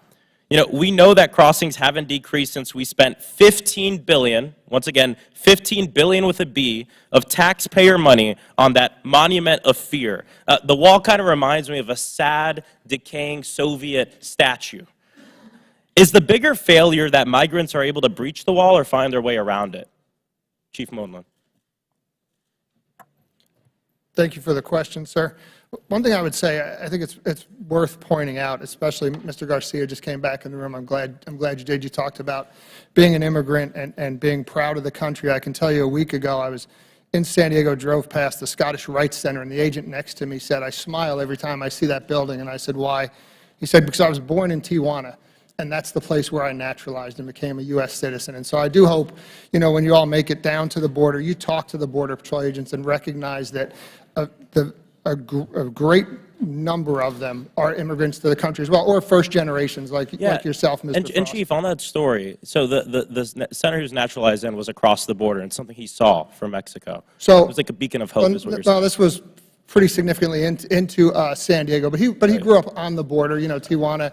You can certainly see it across the border. And he saw it as a beacon of hope. And his family recognized opportunity in the United States. Being able to see directly in our country, yeah. Yes, sir. Yes. That's amazing. That's a great story to hear. You know, for 2 years of campaigning, we've heard about the border, the border, the border. And here we are, and yet we're not being solutions-oriented. It's hyperbole and lies. And I want to be clear, and we've heard this time and time and again, and I'll say it again. The situation deserves this committee's attention, because there is a crisis at the border. But the crisis is not a criminal one, it's a humanitarian one. And it's an important fact to keep in mind. I appreciate y'all's work, and I yield back the balance of my time. Gentleman yields back. Chair recognizes Mr. Fallon for 5 minutes. Thank you, Mr. Chairman. It was just stated that the walls don't work, and yet there's one going up right on the Capitol right now against our recommendation. So, that's interesting. Well, thank you, Mr. Chairman. I'd also like to thank the chiefs for coming and joining us today. We're on a tight time schedule, so Chiefs, if I interrupt you at all, it's only because I'm trying to make your time as efficient as possible. Now, I fully understand the realities at the border and the concerns of retaliation that you may have by some administration officials if what you say here angers those in power, so even if it's truthful. So having said that, all I'm going to ask you to do is to provide factual information and answers. Sound fair? That's all I want. Chief Chavez, would you describe the current situation in present conditions at the southern border as either good or bad? Simple. I would describe it a bit overwhelming. Overwhelming, so a synonym for bad. I would actually probably add terrible. So let me ask it another way. How long has Customs and Border Patrol been keeping and publishing records of illegal crossings on a monthly basis? Roughly. About 20 years? On a monthly basis? Yeah. Well, I've been in 27 years. I've probably been seeing them for about 25 years. Yeah, I think it's about that. So what's the worst month in recorded history for illegal crossings? And when I say worst, like the highest number? In my 27-year career? I have to look, Congress. I think it's actually it's last month, which was December. It was 251,487. Was the worst month ever in over almost a quarter century. That's the very definition of bad and terrible. But before December, were you aware of the worst month before December? And we're talking about almost a quarter of a century. The worst month, do you know, offhand? If you don't, I know. I can't think right now of the worst month. It's also 2022. Okay. It was in May, and it was 241,136 crossings. And before May, it was the very previous month of April, which was 235,785 illegal crossings. So prior to the Biden administration, chiefs, and either of you, are you aware of any month we ever had that was over 200,000? Either? No? I'm unaware, sir. No, sir. Because it had never happened before. And yet, the last 10 months in a row have been over 200,000 illegal crossings. So that's astonishing. And in fact, it's safe to say that what's going on the southern border is tough, it's trying, and it's terrible. And there's a glaring difference between this administration and the past. And one of the policies was the Wait in Mexico policy, where we said, your asylum case will be adjudicated while you wait in Mexico. Would you not agree, Chief Chavez, that effective policies such as the migrant protection protocols are vital to deterring illegal immigration at the border? During my time in El Paso, we had the migrant protection protocols, and they were effective during the years that I was a chief in El Paso. So they were effective. It helped manage capacity Thank at the facility. Chief Modlin, do you believe the Mexican drug cartels present a clear and present danger to the safety and security of the United States? Thanks for the question, sir. I would say that the drug cartels and their control of the border just south of our border is a very significant problem. So I've seen estimates, and would you agree that's about their income is about $25 billion a year just with the illegal narcotics trafficking? Does that sound about right? Yes, sir. I've seen those same figures. And then not to mention the $13 billion that they're now making with human smuggling because of all the folks that are coming in and the tax that they charge those people. So $38 billion when you combine those.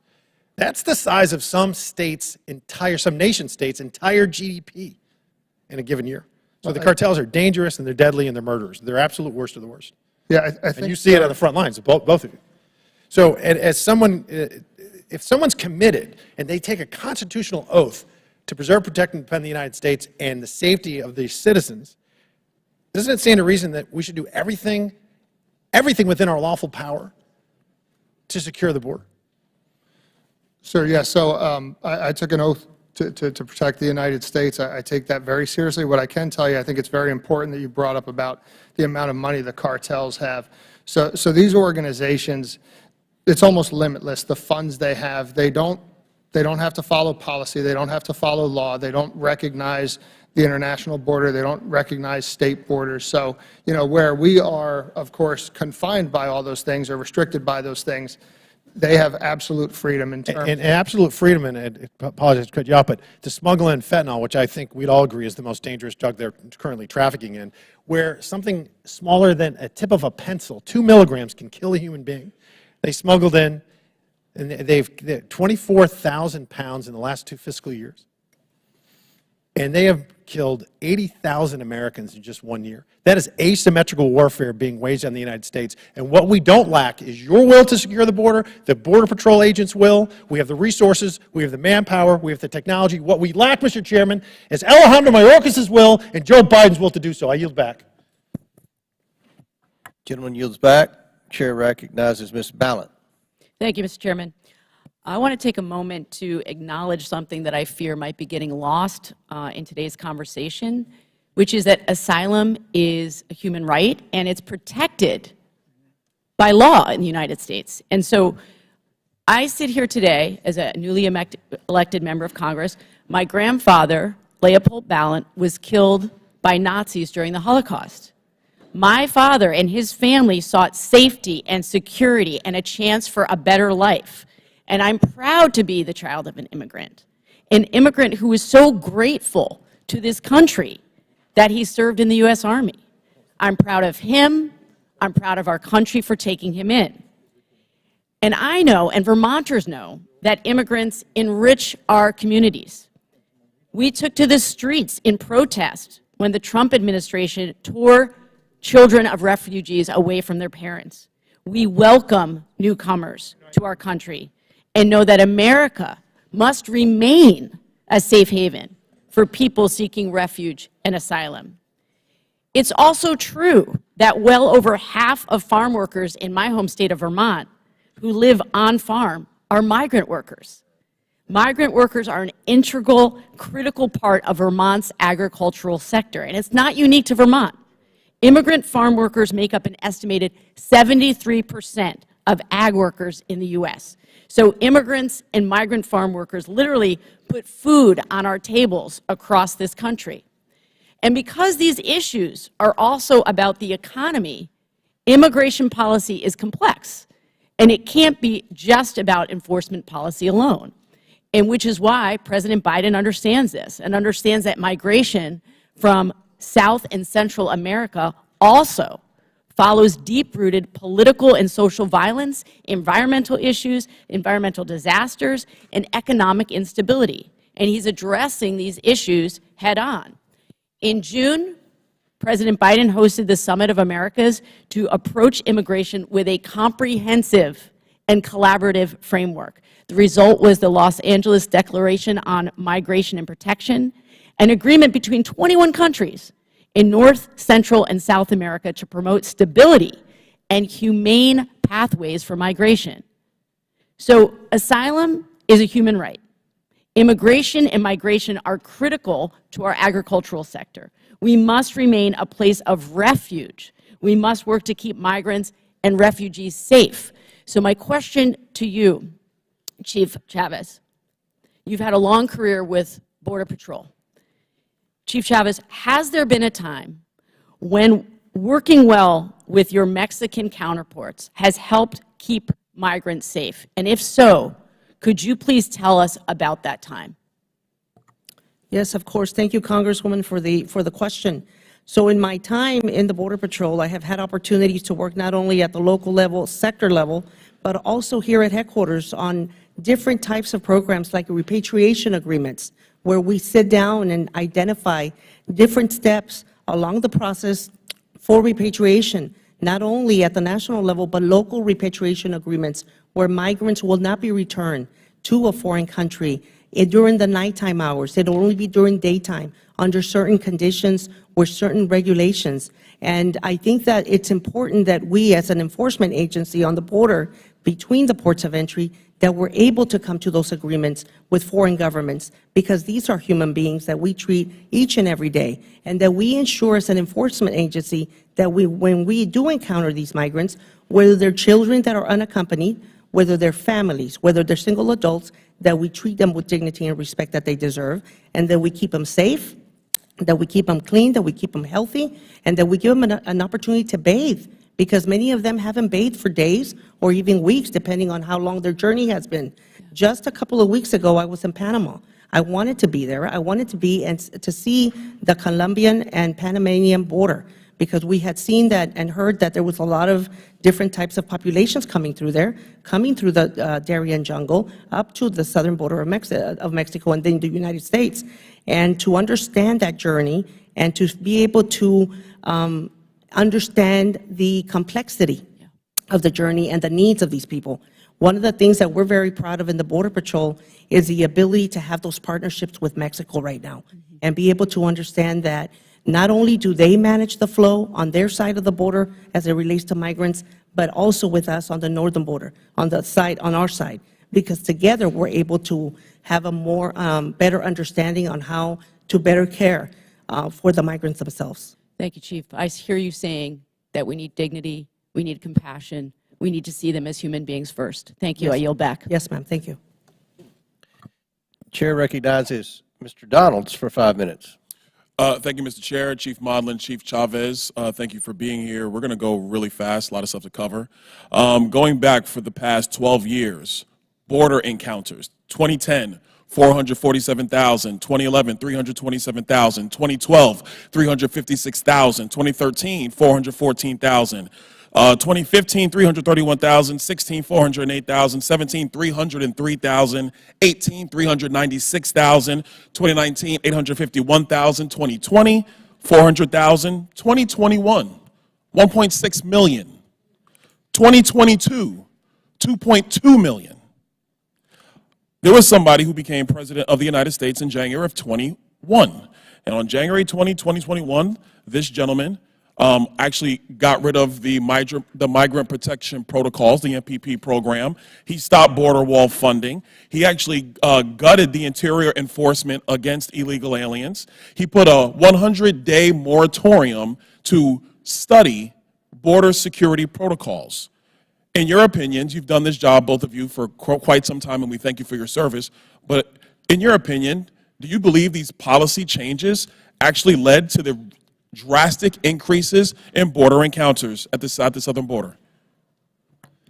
Thank you, sir, for the question, and I will try to go fast. What I can tell you in 27 years is that migration is very complicated. There are push and pull factors. The thing I can tell you that goes to the spike that you're talking about is in the Tucson sector, interviewing people post-arrest, what became the most common response was that they believed that when the administration changed, that the law changed and policy changed, and that there was an open border.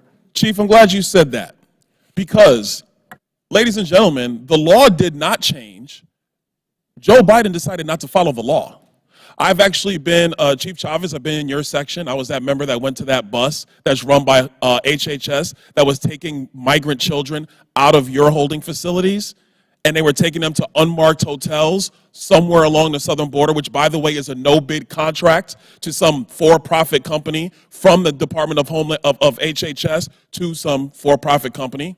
What we see in the Yuma section are the drug cartels get fake IDs for the migrants that they are trafficking through our southern border, and they tell the migrants to drop the fake IDs before they meet up with our border agents. Chief Chavez, why would the drug cartels tell the migrants they are trafficking to drop their IDs before they engage our agents? Because they do that so that way there's no identification on them, and that we're not able to identify them, and they can be who they are, whoever they want to be at the time that we identify them at processing. Chief Chavez, got a second question for you. When I was in, not your section, I was in Yuma section, one of the things that we found were empty capsules of Plan B, empty capsules of birth control. It's been said in this hearing that this is not a criminal process or a criminal issue. This is a humanitarian issue. Are there young girls who are being raped in the journey to the southern border? There are cases where we have debriefed many of the young ladies, migrants that have come into our custody at our central processing centers that have said that they've been abused. So we have young girls who are being raped in the journey to our southern border to be trafficked into the United States. We know the drug cartels charge anywhere from $5,000 to $50,000 per person to come into the southern border. And we know that starting January 20, 2021, we had a four-fold increase in encounters with border agents. Chief Modlin, Chief Chavez, do you think the criteria of policy shifts have created a larger humanitarian crisis where young girls are now raped by smugglers or by the drug cartel in the path to our southern border? Sir, thanks for the question. What I can tell you is, in my experience, there has always been violence against migrants as they make these trips. I don't know that I could say that a policy has increased the violence against the migrants making that trip to the United States. Well, I got 20 seconds, so I'm going to reclaim, and that's not against you. I would argue that if you have wholesale policy changes which lead to a four-fold increase in encounters, what you also are doing is having a four-fold increase in sexual assaults of young girls going to our southern border. Quick point, Mr. Chairman, it was said earlier about the last piece of immigration reform done by Congress was by Ronald Reagan and the Congress at that time in 1986. That was the last time it was done. Here are the facts of what actually happened. Ronald Reagan, in good faith, signed a comprehensive immigration reform plan. And part of that plan was enhanced border security and border wall funding. And congressional Democrats did not continue with the funding apparatuses in future budgets. So they reneged on their side of the deal, which is why a lot of Republicans today don't want to do comprehensive immigration reform. We want to see the border secured consistently. And then at that point, we can go through the different pieces of immigration policy so we can have a full and complete immigration system to make sure America succeeds in the future. Sorry, Mr. Chairman, I yield back. Gentleman yields back. Chair recognizes Ms. Lee for 5 minutes. Thank you, Mr. Chairman, and thank you all for your testimony. Customs and Border Patrol plays an important role in our national security, and we appreciate that fentanyl and other threats to our country are being addressed. But fentanyl can't be a ubiquitous factor in discussing immigration. So when we say immigrant, different images come to mind for different people. So let's try vulnerable mothers, teenage sons, fathers with their daughters. These are people who are traveling to our southwest border for a host of reasons. Both domestic and international law establish the right to seek safety from governmental prosecution, protection from violence based on gender, ethnicity, or religion, relief from economic instability and poverty, and to escape other catastrophic events. To be clear, irregular migration is not a new phenomenon. We've seen this throughout my lifetime, all of our lifetimes, quite before. But I will remind that the previous administration greatly harmed the lives of migrants while complicating the lives of CBP. There was a Muslim ban. Legal migration was cut, blocking highly skilled migrants from important jobs. Asylum seekers were forced to live in encampments to await court hearings in a wall. We all, in every branch of government, have more work to do to address our immigration system. But there are some clear next steps that we can and must take. We must fund more skilled judges to address the backlog. We must end Title 42. This Trump-era policy will only exacerbate the chaos at the border, and it must be ended.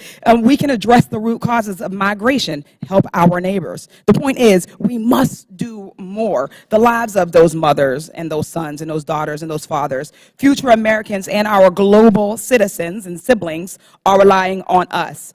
So with that said, Chief Chavez, what did that coordination with local officials and NGOs look like, and what kind of help was provided to immigrants? So the coordination in El Paso, specifically El Paso and then RGV, just quickly, was daily. And I think the coordination was very important, especially because today, I think our #1 goal in a situation at the border that can become very overwhelming very quickly, you need their support. You need local officials, you need other partners from other agencies at the federal, state, and local level to assist you, where they can also participate in providing holding, transport, and they can assist you. Operation Stone Garden is a phenomenal program that's available to provide us support on border security, to see the Sheriff's Department provide us assistance with transport of migrants from one point to the other than just transport. No type of immigration type nexus, just transport support is phenomenal for us. But on the coordination with NGOs is critical. It is something that the Border Patrol has truly evolved over the years, because now we're working with shelters directly with the assistance also of ICE enforcement and removal operations at the table, because they are the long-term detention as well that can also assist us in the liaison with NGOs, faith-based organizations, so that they also have the opportunity to provide shelters for families and also single adults that are amenable to release. In many situations, CBP temporary holding facilities, in situations where we're with high holding, that we need to release some of these people through ICRO, a lot of times we have to lean on these NGOs because we can't hold them very long at our facility. So the regular meetings, the regular communication, the group texting, the group emails were a daily communication. Today in RGV, where I sit, we have a daily report that now I send to every group stakeholder in that region so that they know our activity levels of the flow of migration coming into my region. They get to see it just like my people see within the organization. How many type of Mexican nationals crossed yesterday? How many Nicaraguan Mexican nationals came across? How many Honduran? They know the top 3 types of nationalities. So it's important for me that our stakeholders have the same situational awareness that I do on the type of populations coming across that border. Thank you, Chief. Chief Modlin, understanding that many migrants are actually asylum seekers fleeing governmental persecution, protection from violence based on gender, ethnicity, or religion. What is your agency doing to help distinguish these people from the narrative of an invasion at the border?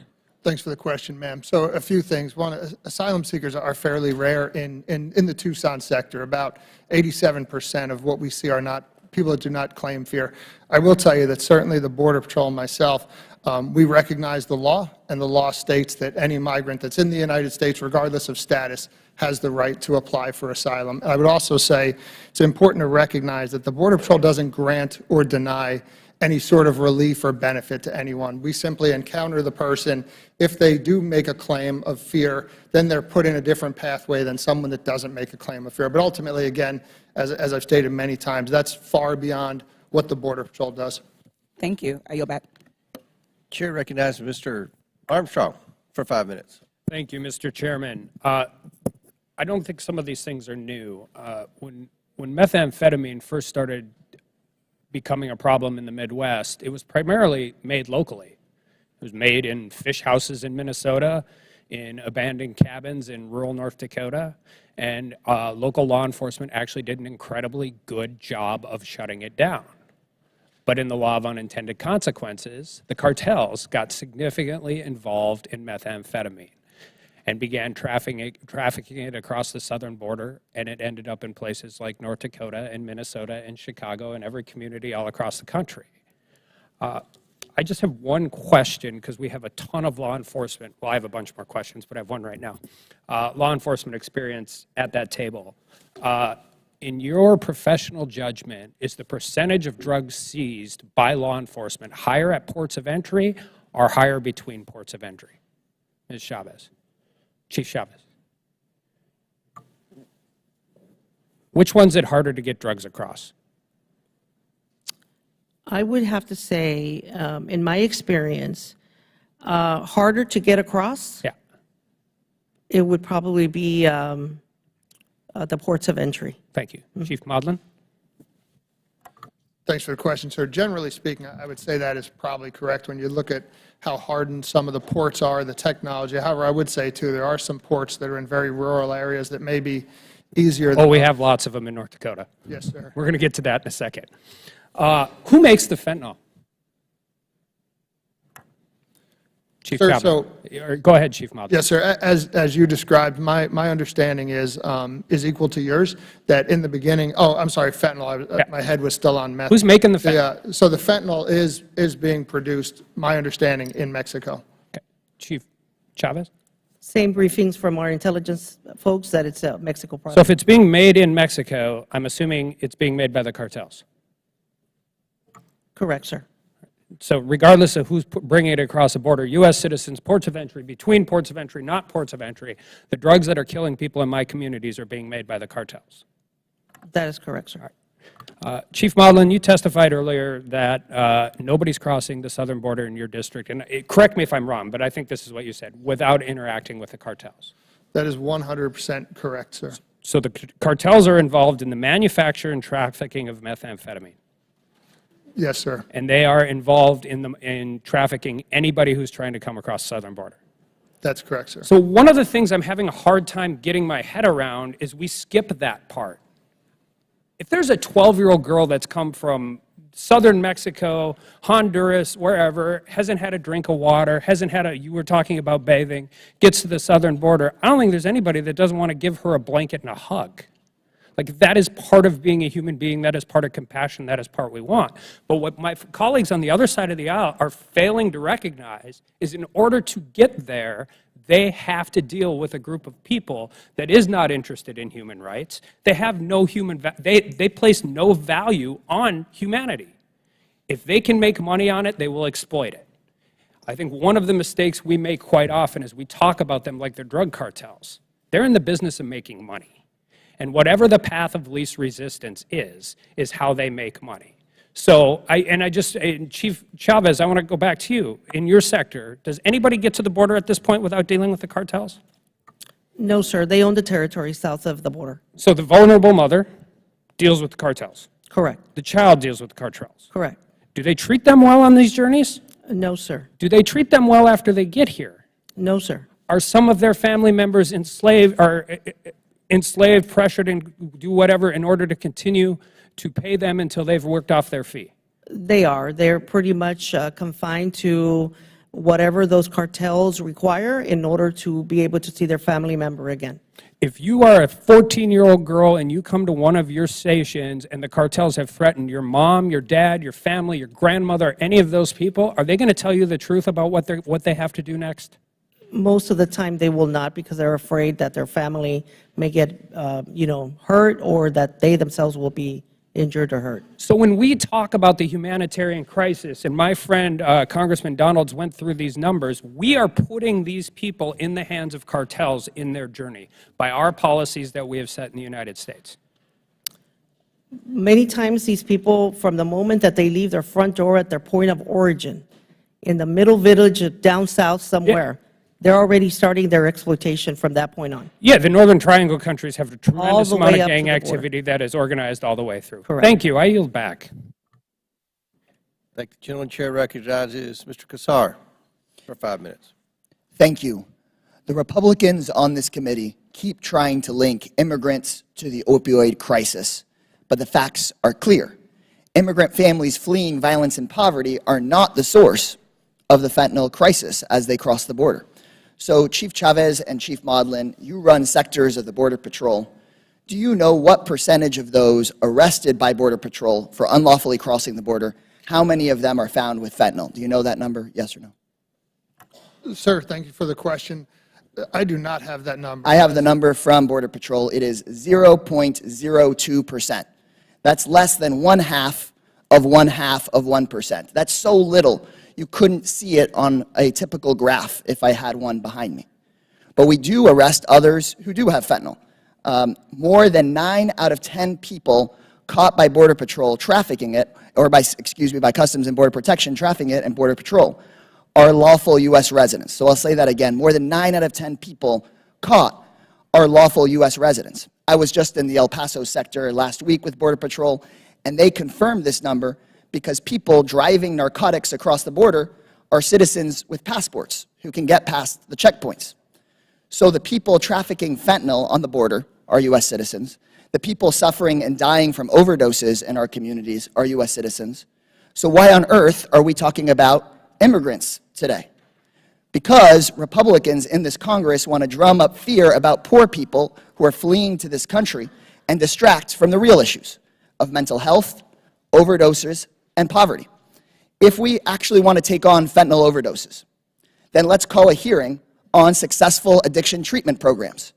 Let's call a hearing where we treat the opioid crisis as what it is, a public health emergency. We could have our first bipartisan and fully functional hearing on in Congress here if we did that. But instead, we're hearing members on this committee calling refugees and asylees, quote, an invasion, and warning that immigrants coming here are President Biden trying to, quote, change our culture. The failed drug war, plus failed anti-immigrant policies that close any legal pathway to immigration, create the underground market for cartels and criminal groups in the first place. You're not helping beat the cartels, you're setting up the market for them.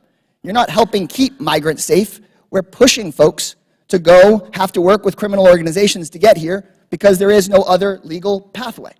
No one should have to pay smugglers and brave the jungle and the desert and nights on top of a train to save their family. No one should have to sleep on the streets or risk violence, including sexual assault. In San Antonio last summer, I represent San Antonio and Austin, Texas. There were 53 people found dead in the back of a tractor trailer who were trying to come here for a better life. They should have just been able to apply and come here in an orderly and legal manner, but instead, grandmothers, mothers, fathers, kids as young as 13 years old were scorched to death in the heat and killed. If we want to help those folks, then we need comprehensive immigration reform. If we want to address the fentanyl crisis, then let's talk about helping our communities deal with addiction, mental health, poverty, income inequality, and instability. Let's have hearings on that. Let's have oversight about that, but let's not participate in this sham that tries to blame those problems on the poorest among us, because we have seen that all too often in this building, and we're going to push back on that. Thank you. I yield back my time. Chair recognizes Mr. Perry for 5 minutes. Thank the Chairman, and thank Chief Modlin, Chief Chavez, for your service to our country. Been listening to the dialogue today, and it probably seems confusing to many Americans who may be watching. Is this about people that can't get? By the way, can people come to this country legally? Chief, can you just answer that question? Because I just heard that they can't, but can they come to this country legally? Yes, sir. Of course they can, right? They can come legally. So I've heard this. It's about people seeking a better life. We need more Border Patrol agents. We don't have the resources that we need. It's all very complicated. Well, it's not very complicated. In 2017, 300,000 plus people came across the border illegally. This is using CBP's total encounter number, 300,000. Border Patrol actually had more agents in 2017 than they have right now. But somehow, 310,000. FY18, 404,000. So it's up. But then suddenly in FY21, 1,660,000.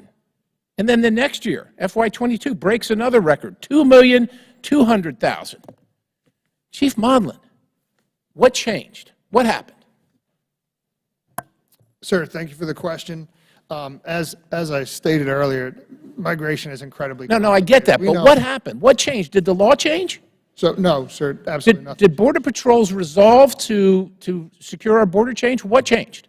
No, and I will say, I'm glad you brought that up. If there's one thing that is unchanged in my 27 years, it's the Border Patrol's resolve. Yeah, we agree with that, and we applaud flip that and from- celebrate that. Yeah. But what changed? Something dramatically changed between FY20, when 400,000 encounters happened, and FY21, when 1,660,000 encounters, and then a record was broken again in 22 with 2.2 million. What changed? So what I can tell you, sir, again, my experience in the Tucson sector, as that surge started and we did our post-arrest interviews of people that were in our custody, what we found was that the vast majority of them were saying that they believed when the administration changed that law and policy changed. Why? That they were Why did they allowed to believe that? enter the border.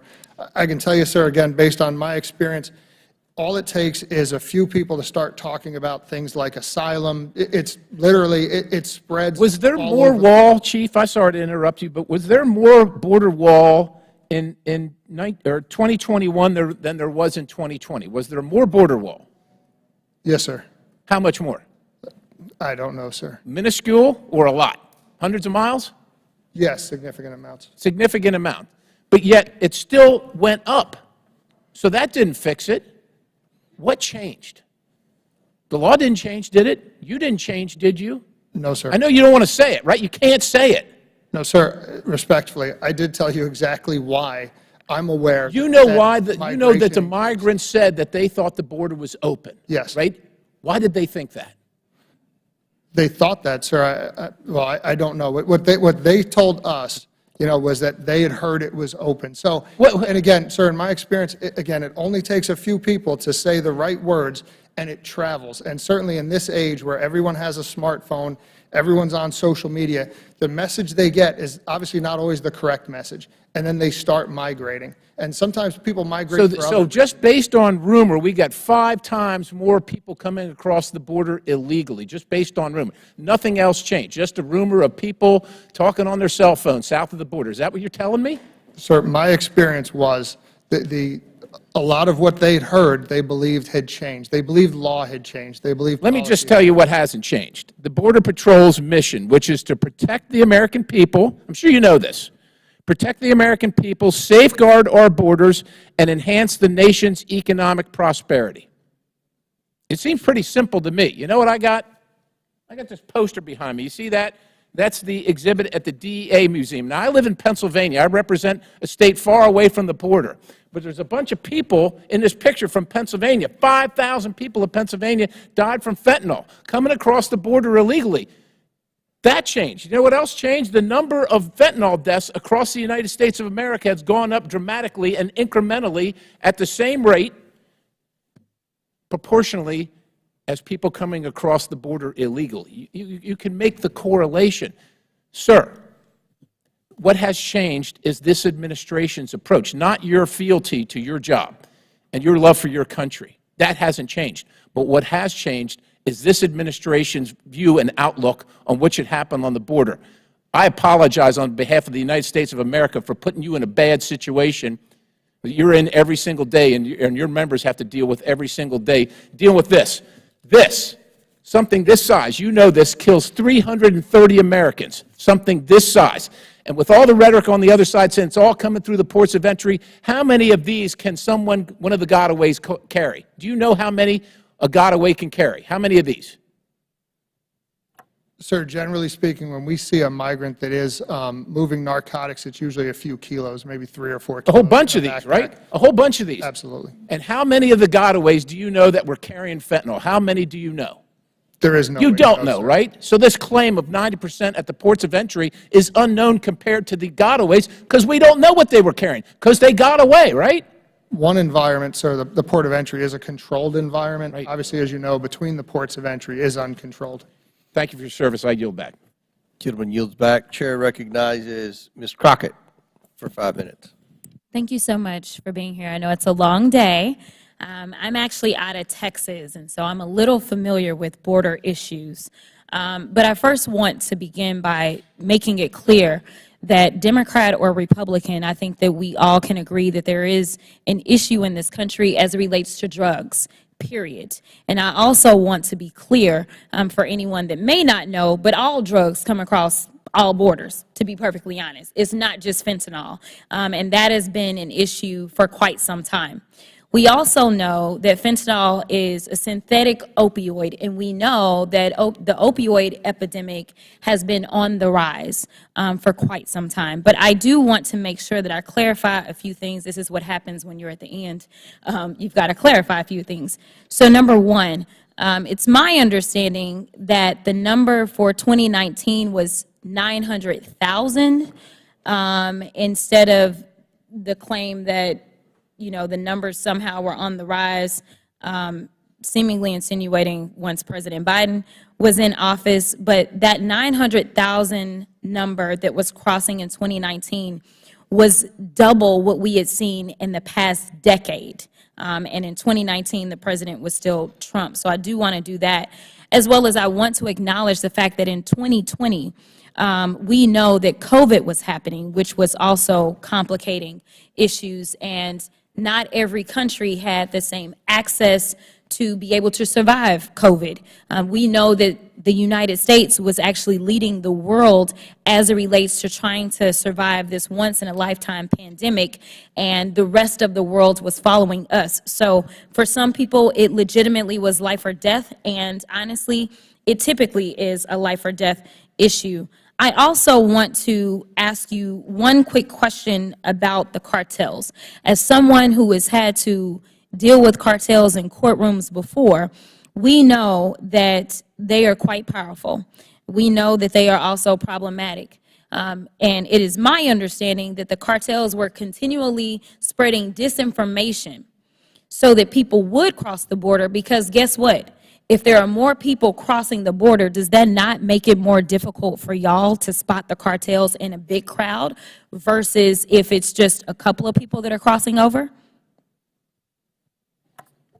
Thank you for your question, ma'am. So the cartels certainly have a capacity to overwhelm us with these groups that are crossing. Absolutely.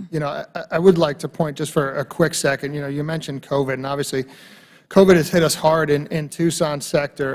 In the 2 years that I've been there, we lost 3 agents to COVID as well, because as frontline employees, we can't work from home. We can't take a lot of the precautions that other people did, and dealing with populations that have come from all over the world and have crossed some of the sort of hottest spots on the globe for COVID, and we're housed south of the border with no PPE in these terrible conditions, and then crossed and contacted our agents, caused quite a bit of loss of life throughout CBP, but in my sector, 3 agents in the last 2 years. Thank you for that, and I am sorry for your loss.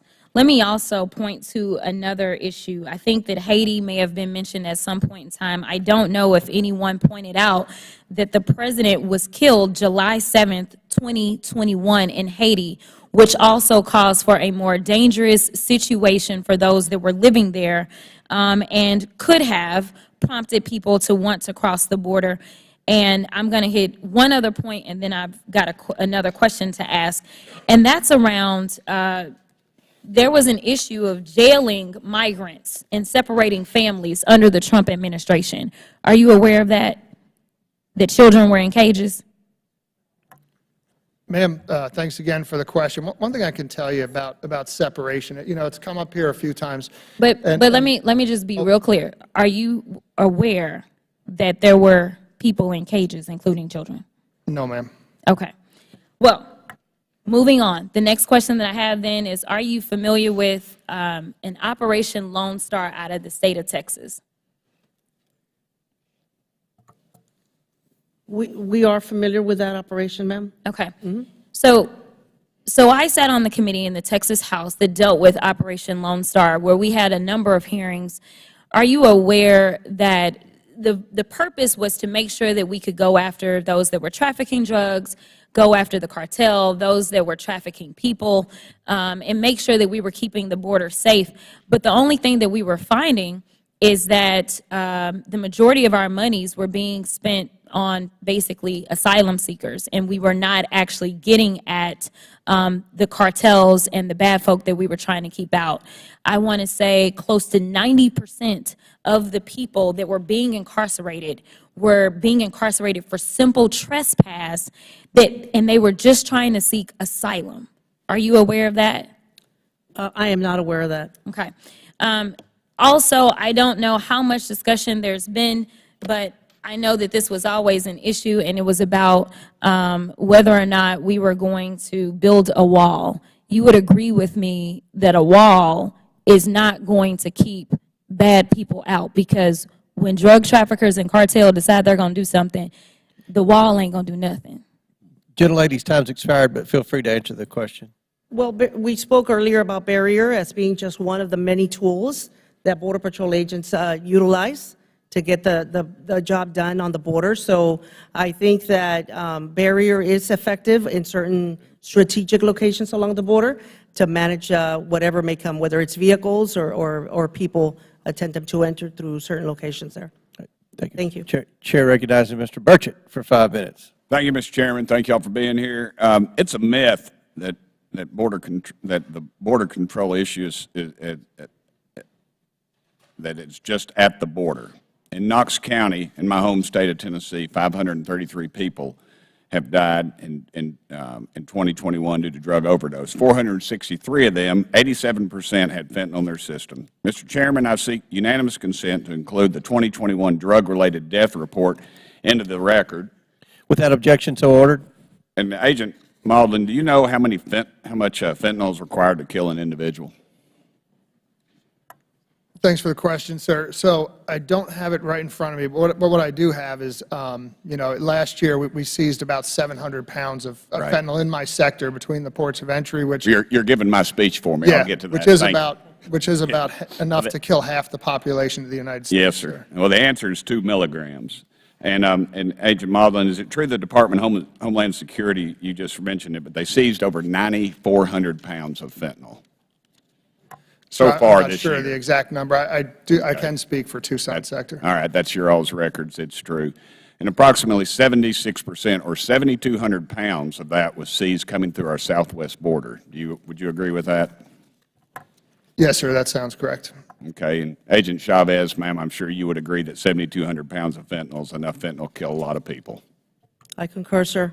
I agree. Yes, ma'am. Do you all know how many people that 7,200 pounds of fentanyl could kill?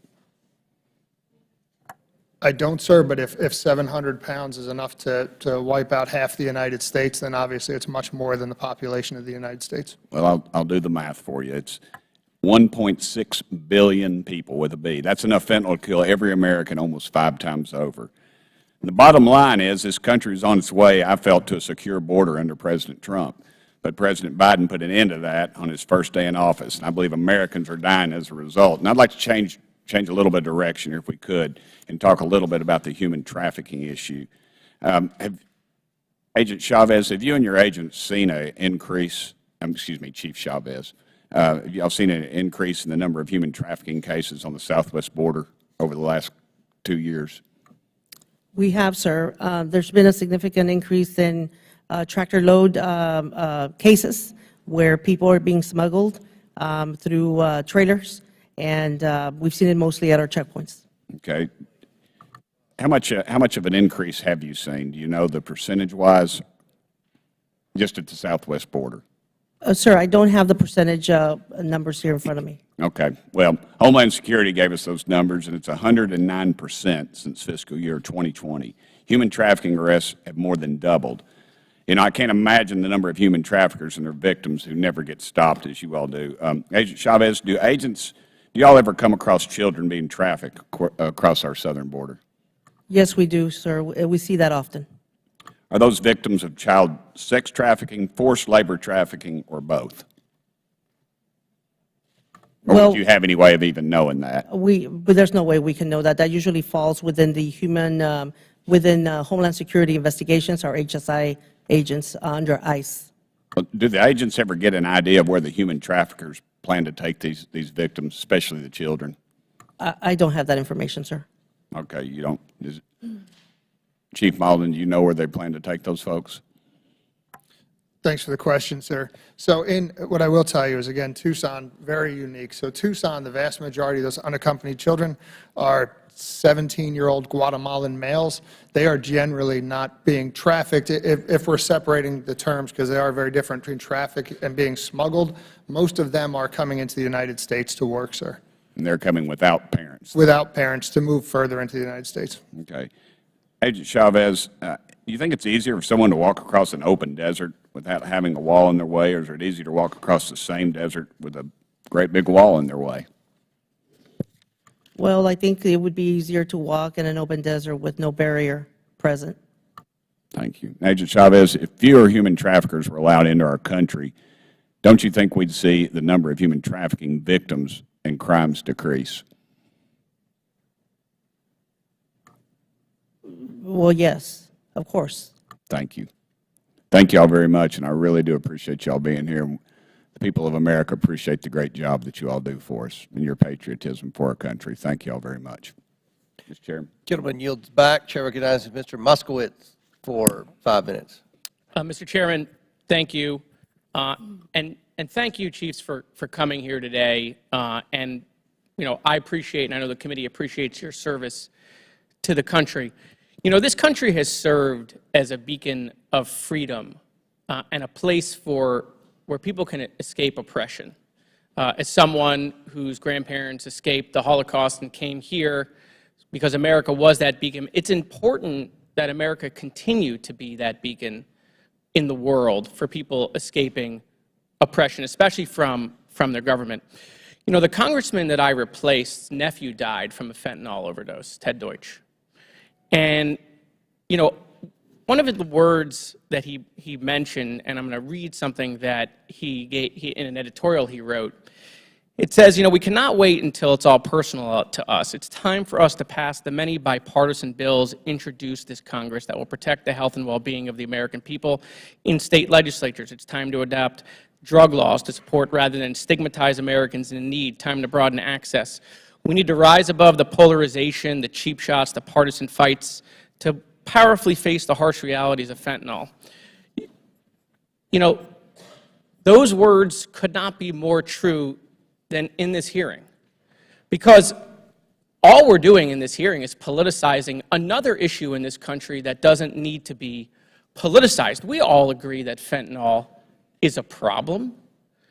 You made a statement earlier about fentanyl, and there was a question, I think, by Congressman Perry. He said, fentanyl is coming in illegally. I have a question. Does any fentanyl, and this is for either of you, does any fentanyl come into this country legally?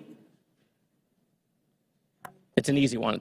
Sir, yes, thanks for the question. And my understanding is, of course, fentanyl is used in medical procedures. Okay, but it's not coming, whether it's to the port or any other place, right? It's not coming through a legal process. That's all illegal. No, it's not a trick question. Sir, if I'm understanding correctly, if you're talking about fentanyl that's being used medically, then yes. I'm not talking about medical fentanyl. We don't have a problem with things escaping pharmacies. I'm talking about stuff that's coming through when it comes through a port, right? That's illegal, correct? Yes. Oh, so yes. So I apologize. Now I do understand. And I think that gets to my earlier point, is that for us, it's not important if it's coming through the port or between the ports. When my sector. Well, so that's good. I just want to stop you there. I appreciate that it's not important where it comes from because it's about the fentanyl, right? So then why is the majority only talking about 1 out of every 9 pills that are coming into this country, right? If 90% are coming through ports of entry, that means 9 pills they don't want to talk about. They only want to talk about 1 pill, which is the 10%, right? Shouldn't we be talking about all of it? Shouldn't they be as concerned as they are? Is it coming across the Rio Grande as if it comes across the port? Well, sir, I would say anyone that's lost a loved one to fentanyl probably doesn't care if it came through the port or between the ports of entry. It's all important, as you said, and whoever's transporting it, unimportant to us as well. No, our job is to secure the border. No, that's exactly right. And look, I understand you guys aren't the experts on all things fentanyl. You know, the chairman didn't bring those experts here today. You know, a lot of the members over there voted against funding for you guys, right? Voted against all the things you say you need. They voted against all that stuff. So they say they're strong on the border, but when it comes to funding it, they didn't want to do it. You know, we've heard statistics today about, you know, apprehensions and all of that stuff, but, you know, one of the things I find fascinating is, you know, we're beefing up the border and we're apprehending more people. They want to spin that as a bad thing, that apprehending more people means more people are trying to get in. Well, news for them, in 2019, 3,707 pounds of narcotics were seized in 2019. That's more than in 2022. So does that mean more narcotics were coming in 2019? It's possible. You know, they're focused on the realm of the possible rather than the facts. Let me give you another fact. I'm concerned about fentanyl getting into children. But you know what I'm also equally concerned about that they're not concerned about? The leading cause of death among kids between 1 and 19 is not fentanyl, it's guns. Right? There's not going to be any oversight for the children that are buried in a cemetery. We're coming on the 5-year anniversary of Parkland, where parents are going to go visit their kids in a cemetery, right? There's no oversight hearing on the epidemic that's going on with kids and guns, but we should be equally concerned about fentanyl with kids and guns with kids. I yield back. Chair recognizes Ms. Green for 5 minutes. Thank you, and thank you, Chief Modlin. Thank you for Chief Chavez for coming in and speaking with us today. I'd like to talk to you a little bit about unaccompanied minors. I'm sure this is a very serious situation that you're familiar with. Under the Trump administration, with Title 42, can you tell me when you had unaccompanied minors, what would happen to those children? Thank you for the question, ma'am. So before or after Title 42, so my point is Title 42 did not affect how we deal with unaccompanied children. We do not expel unaccompanied children. So when unaccompanied children are encountered, they're brought into our custody. We make sure they get any medical attention they need, you know, showers, change of clothes, all of that. And then they're turned over to HHS's ORR within 72 hours. And that's how it's handled right now under the Biden administration? That's how it's been handled for as long as I've been handling unaccompanied children, ma'am. And were they sent back to their home countries before the Biden administration? Not to my knowledge. But again, ma'am, what I would say is, again, that's much further down the process than where the Border Patrol is. So once we encounter them, whether it was 3 or 4 years ago or yesterday, they're brought into our custody, assessed, and then eventually turned over to ORR. Where they end up, that's much longer after we have them. Many of them were sent back to their home countries before under Trump's administration. I want to talk to you a minute about, are you familiar with, there was a 20-year-old autistic woman in Maryland who was strangled to death by an illegal alien here, 17-year-old MS-13 gang member. Under the program as it is right now, many of the MS-13 gang members are being brought in the country as unaccompanied minors. They're very young. They're under 18, and then their numbers have doubled, maybe tripled in our country. What have you seen with that? Again, ma'am, thanks for the question. My personal experience in the 2 years I've been in the Tucson sector, I'm unaware of any significant amount of MS-13 gang members within the unaccompanied children population. Well, how are you able to know if they're gang members or not? Do you have an MS-13 gang database that you're able to search them up in there and somehow find out if they're gang members or not? So, ma'am, with our agents that have a significant amount of training and experience, there are things they look for. There are certainly, as you know, you've probably seen photographs of MS-13 gang members with significant amount of tattoos. Sometimes it's simply an admission of it. Sometimes it may be other things that trigger agents to start question. Right, but Chief Modlin, they may not have had all their tattoos yet, being that they're young and under 18, being 15 or 16-year-old. As a matter of fact, they are coming in the country at a much higher rate. That's why this 20-year-old autistic woman was killed, because of an illegal alien, a 17-year-old MS-13 gang member, and she'd be alive today if our border was secure. You know, one of my Democrat colleagues was talking about the wall as if it doesn't work. I assure you that the Democrats believe in walls because they've erected one around the Capitol today because President Joe Biden is delivering his State of the Union address to the country. Walls do work, and we want you to have a wall as one of the toolkits in your box to stop the illegal invasion into our country that's occurring every single day. Are you aware of how many fentanyl deaths that the percentage increase in my home state of Georgia? Ma'am, I'm unaware. Well, I'll just let you know, fentanyl deaths have increased to 350% in Georgia. We're not a border state. We're not along the southern border, but fentanyl deaths have gone up 350%. Are you aware of how much money the Mexican cartels make selling fentanyl, or what their industry makes? Ma'am, again, thank you. So what I do know is that the cartels are making billions, and whether it's fentanyl, whether it's moving people across the border, everything's a commodity to them. And to your point earlier, you not being a border state, it has been said many times, and I completely agree, that every state is a border state, ma'am. Everything that happens on the border affects the entirety of the country. Absolutely, and that's why a young lady in Maryland should be alive today, because our border should be secure. It's a $20 billion industry the cartels have, $20 billion, and that's because our border is not secure. Now, we appreciate the job that you do, both of you, and we're thankful for you, but we are completely against the policies of the Biden administration that's allowing the murder of over 300 Americans a day from fentanyl, allowing the Mexican cartels to illegally make over $20 billion, and allow our country to be invaded every single day. And I yield back the remainder of my time. Lady Jill's back. Chair recognizes Mr. Goldman for 5 minutes. Thank you, Mr. Chairman. You know, you'd think that the cartels were created 2 years ago. The cartels have been operating for decades and decades, and as someone who actually prosecuted cases relating to drug trafficking by international narcotics organizations, let's remember that this has been a pervasive problem for a long time.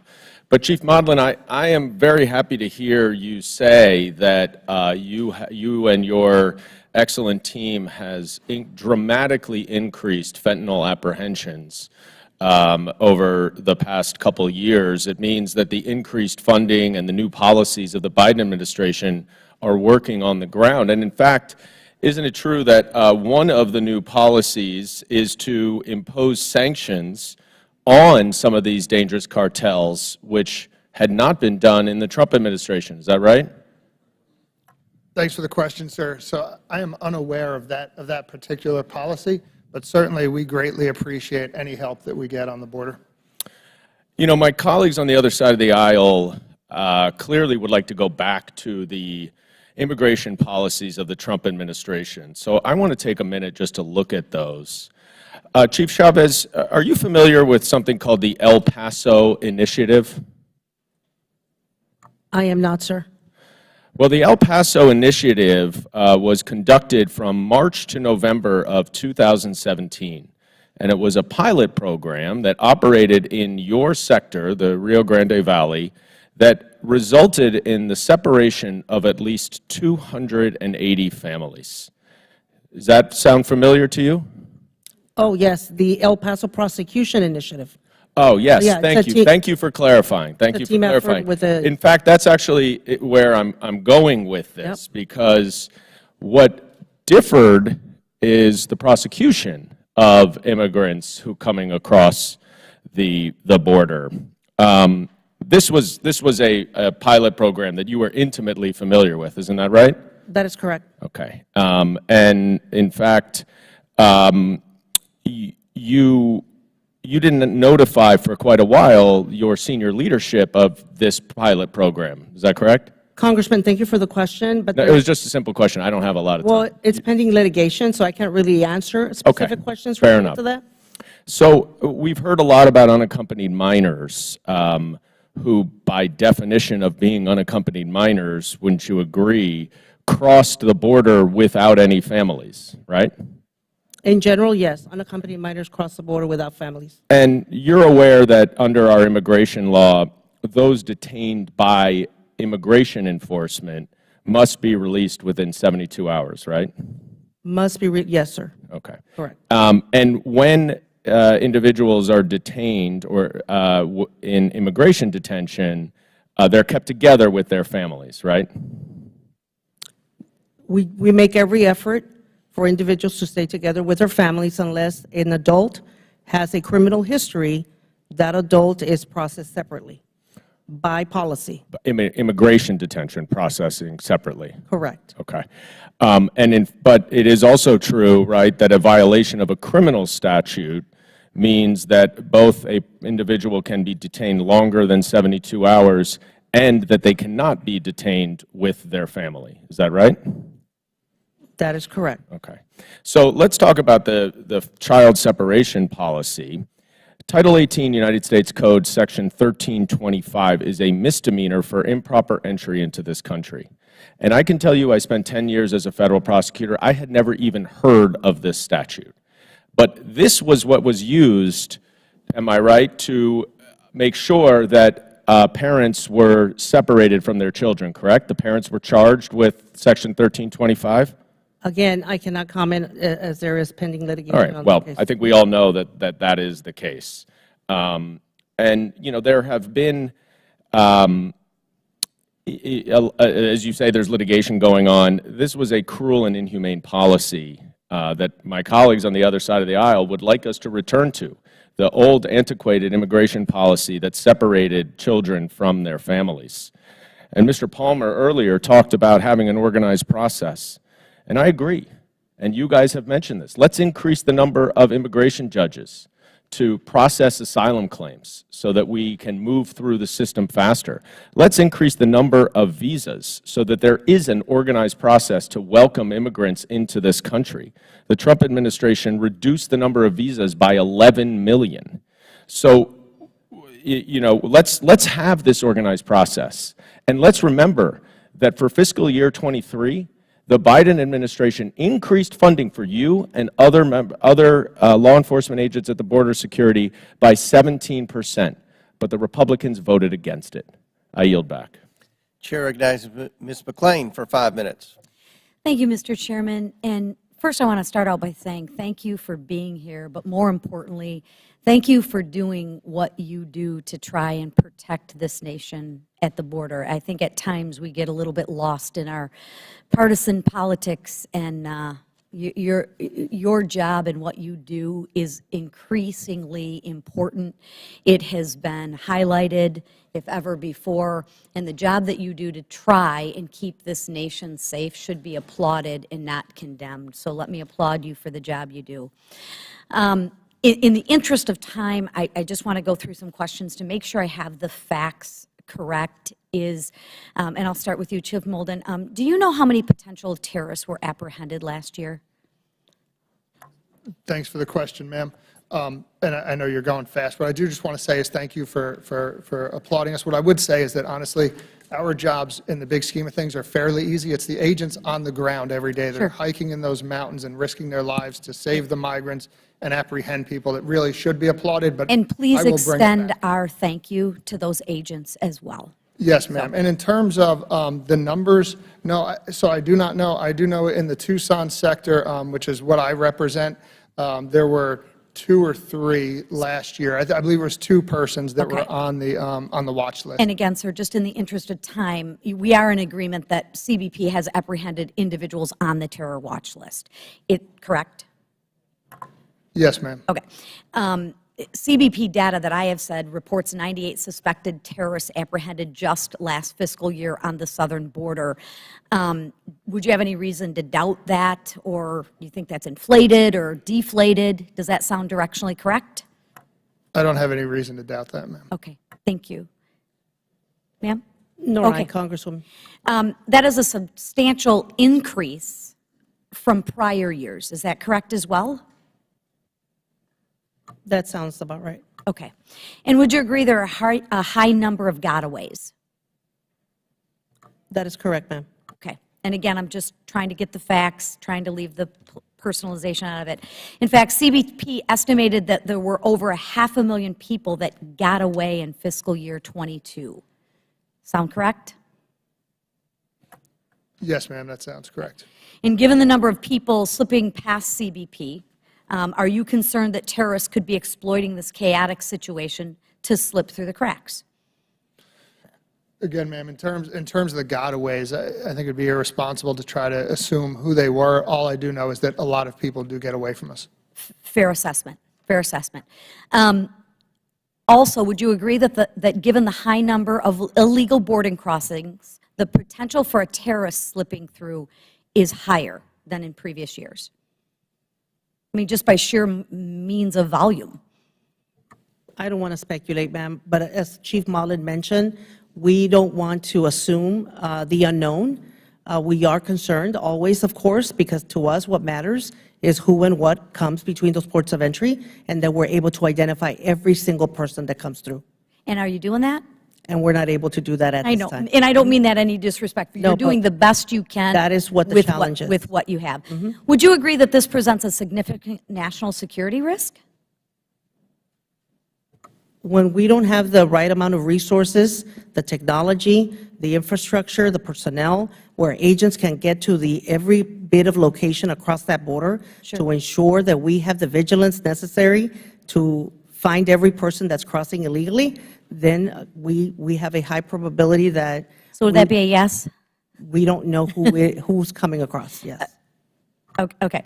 In terms of the cartels, have they become more active on the border in recent years or less active? It is my belief and my experience that they've become more active in recent years. Thank you. So throughout this hearing, we've highlighted several issues that have both arisen because of the open border crisis. My final question is, would you agree that our catch and release policies are actually incentivizing more people to try and illegally cross our borders or deter them? I think that with the current situation that we've been faced with here in the last year, where we are working now with we only have 4 dispositions to work with, which is return, remove, transfer to another agency, or release. I think that everyone nowadays has a cell phone, so when migrants are released into a community, they immediately contact their relatives, they contact others, so then that sort of incentivizes people to come across. Incentivizes more. Correct. Right, it's like with our children. If we tell them that our curfew is 11 o'clock, but they come home at 11:30 and there's no consequences to their action, that only incentivizes them to come home at 11:30, even though their curfew is at 11. So I appreciate that. I think it's clear that these policies put in place by this administration has opened the door for dangerous individuals, including but not limited to terrorists, to cross into our nation undetected. These policies are harming our citizens in a myriad of ways, and every day that goes by, our national security is more at risk. Again, I do thank you for the job you do and extend that gratitude to the people and men and women that are actually on the ground trying to secure our borders. And thank you, Mr. Chairman. I've gone over my time. Lady yields back. Chair recognizes Ms. Ocasio-Cortez. Thank you so much, Mr. Chair. You know, much of the work of this committee is done alongside the work of the Government Accountability Office, which provides reporting to the Oversight Committee as well as the whole of government and the public about vulnerabilities in overall federal operations. In 2020, the GAO, said office, reported that Border Patrol does not currently have reliable information on deaths, serious injuries, and suicide attempts, and has not consistently reported deaths of individuals to Congress. And in 2022, the GAO again found that Border Patrol has not collected and recorded or reported to Congress complete data on migrant deaths or disclosed associated data limitations. Chiefs Chavez and Modlin, why is that? Ma'am, thank you for the question. What I can tell you is that I think anytime a migrant dies in the desert, you know, in the mountains, it's horrific. And as discussed earlier, it's, you know, the cartels are putting these people in grave danger. In the area that I work, it's 4 or 5 days for most people to get to the border, up to a place where they can be picked up by a smuggler. So those are incredibly treacherous things. What I'll tell you, too, is often, when someone is found in the desert that has perished, that person could have been there for 2 or 3 years. The area that I work is very different than others, so I think our numbers probably tend to be a little harder to lock down. But I do know that certainly the numbers have increased this year, I believe nationwide. I don't think it's commensurate to the amount of people that are crossing, because one of the things that we've done is put a tremendous amount of focus. I've got close to 300 EMTs. And I'm sorry, I have to, Yes, ma'am. I don't have much time. What about in custody? Deaths in custody or suicide attempts in custody? Congresswoman, thank you for the question. So information like that of migrants that attempt suicide or migrants that die in custody, we actually have evolved and have some really good record keeping. Maybe it's as a result of the GAO reporting. I'm not sure, but I know as a fact that when it comes to our central processing centers, we have now ramped up camera systems that are very robust. So now we're recording everything. Understood. So the tracking is impeccable now, where the reporting is constant for us. Thank you. And we'll be sure to follow up on that information. And Chief Modlin, Pima County falls under your sector, correct? Did you say Pima County, ma'am? Yes. Thank you. Are you aware of the militia group known as Veterans on Patrol? Yes, ma'am. And are you aware that this organization is a designated hate group by the Southern Poverty Law Center? Yes, ma'am, I'm aware. And are you aware that agents in Pima County, CBP agents in Pima County, have had regular contact and according to this report, seems to have received assistance from this organization? Ma'am, I think it's important to define what assistance is. What I will tell you is whether it's Pima County or any of the other 3 border counties, if someone calls and says there's illegal activity on the border, then we do respond. And obviously some of those calls will come from militia groups, whether it's that or others, or sometimes there's other groups out there, humanitarian groups as well, that will call us and tell us that someone's in need of medical response or something. Thank you. I ask because Veterans on Patrol, again, a designated hate group, does publish quite a bit of their own media, which includes agents in some of these videos that they post. In one, over the course of the conversation, an agent greets militia members with a high five. This is an organization that spreads anti-Semitic conspiracies and beyond. And I was wondering if your sector has a policy regarding agents interfacing with known members of designated hate organizations. Thanks again for the question, ma'am. So what I can tell you is that I don't know that it's possible to separate all interaction with any group that's down on the border. Certainly, we do not encourage militia groups or anyone else to be in the border environment. But we do respond, again, if someone calls and says there's someone in distress that needs us or that they've witnessed some illegal action on the border. If you were to discover agents actively working with hate groups and militias, would their employment be terminated? So our agents, ma'am, are all part of a bargaining unit. So there is, CBP has a table of penalties, and then, of course, that they're afforded right to representation and stuff. So I don't know that I could say that, what would and wouldn't trigger an automatic termination, but there would certainly be a disciplinary process. Thank you. Gentlelady yields back. Chair recognizes Ms. Boebert for 5 minutes. Thank you, Mr. Chairman, and thank you so much to our witnesses. Thank you for our sector chiefs for being here present with us today. This is the first time in the Biden administration that we have had the privilege to have our Customs and Border Patrol agents here present with us in Washington, D.C. So I appreciate you being here. I would like to ask you both, do you think that you were brought here today to promote white nationalism? Mr. Modlin? Thanks for the question, ma'am. I can tell you I absolutely was not brought here for that reason. Thank you. Chief Chavez? No, ma'am, I was not. Thank you. Chief Modlin, compared to 2 years ago, is Border Patrol finding more or less dead bodies of people trying to cross the border? So within the Tucson sector, because that is my purview, I can tell you that we are encountering more migrants that have died in the Thank you, Chief Modlin. That is correct, and in fact, nearly 1,400 dead bodies have been found along the southern border since Biden took office. Each year has been a record high and a 300% increase since the Trump administration. Chief Modlin, do you know border counties that have had to procure mobile morgues just to try to keep up with the increased volume of dead bodies Border Patrol is finding? Ma'am, I'm unaware of that within the Tucson sector. What I can tell you, though, is that we work very hard to try to prevent any migrant deaths out there. So as I was starting to say earlier, close to 300 EMTs and paramedics, a great ability to lift agents on Blackhawks, get them to people very quickly to prevent With them. all due respect, thank you, Chief Modlin. Just last year, Culberson County Sheriff Oscar Carrillo was forced to deploy a corpse trolley after finding so many bodies, so many more bodies than in years past. These counties are using their limited resources to clean up Joe Biden's mess. This sheriff stated, quote, "I used to request regular stuff like bulletproof vests. Now I'm asking for more body quotes, end bag." Chief Modlin, compared to 2 years ago, is Border Patrol arresting more illegal aliens found to have criminal convictions or fewer?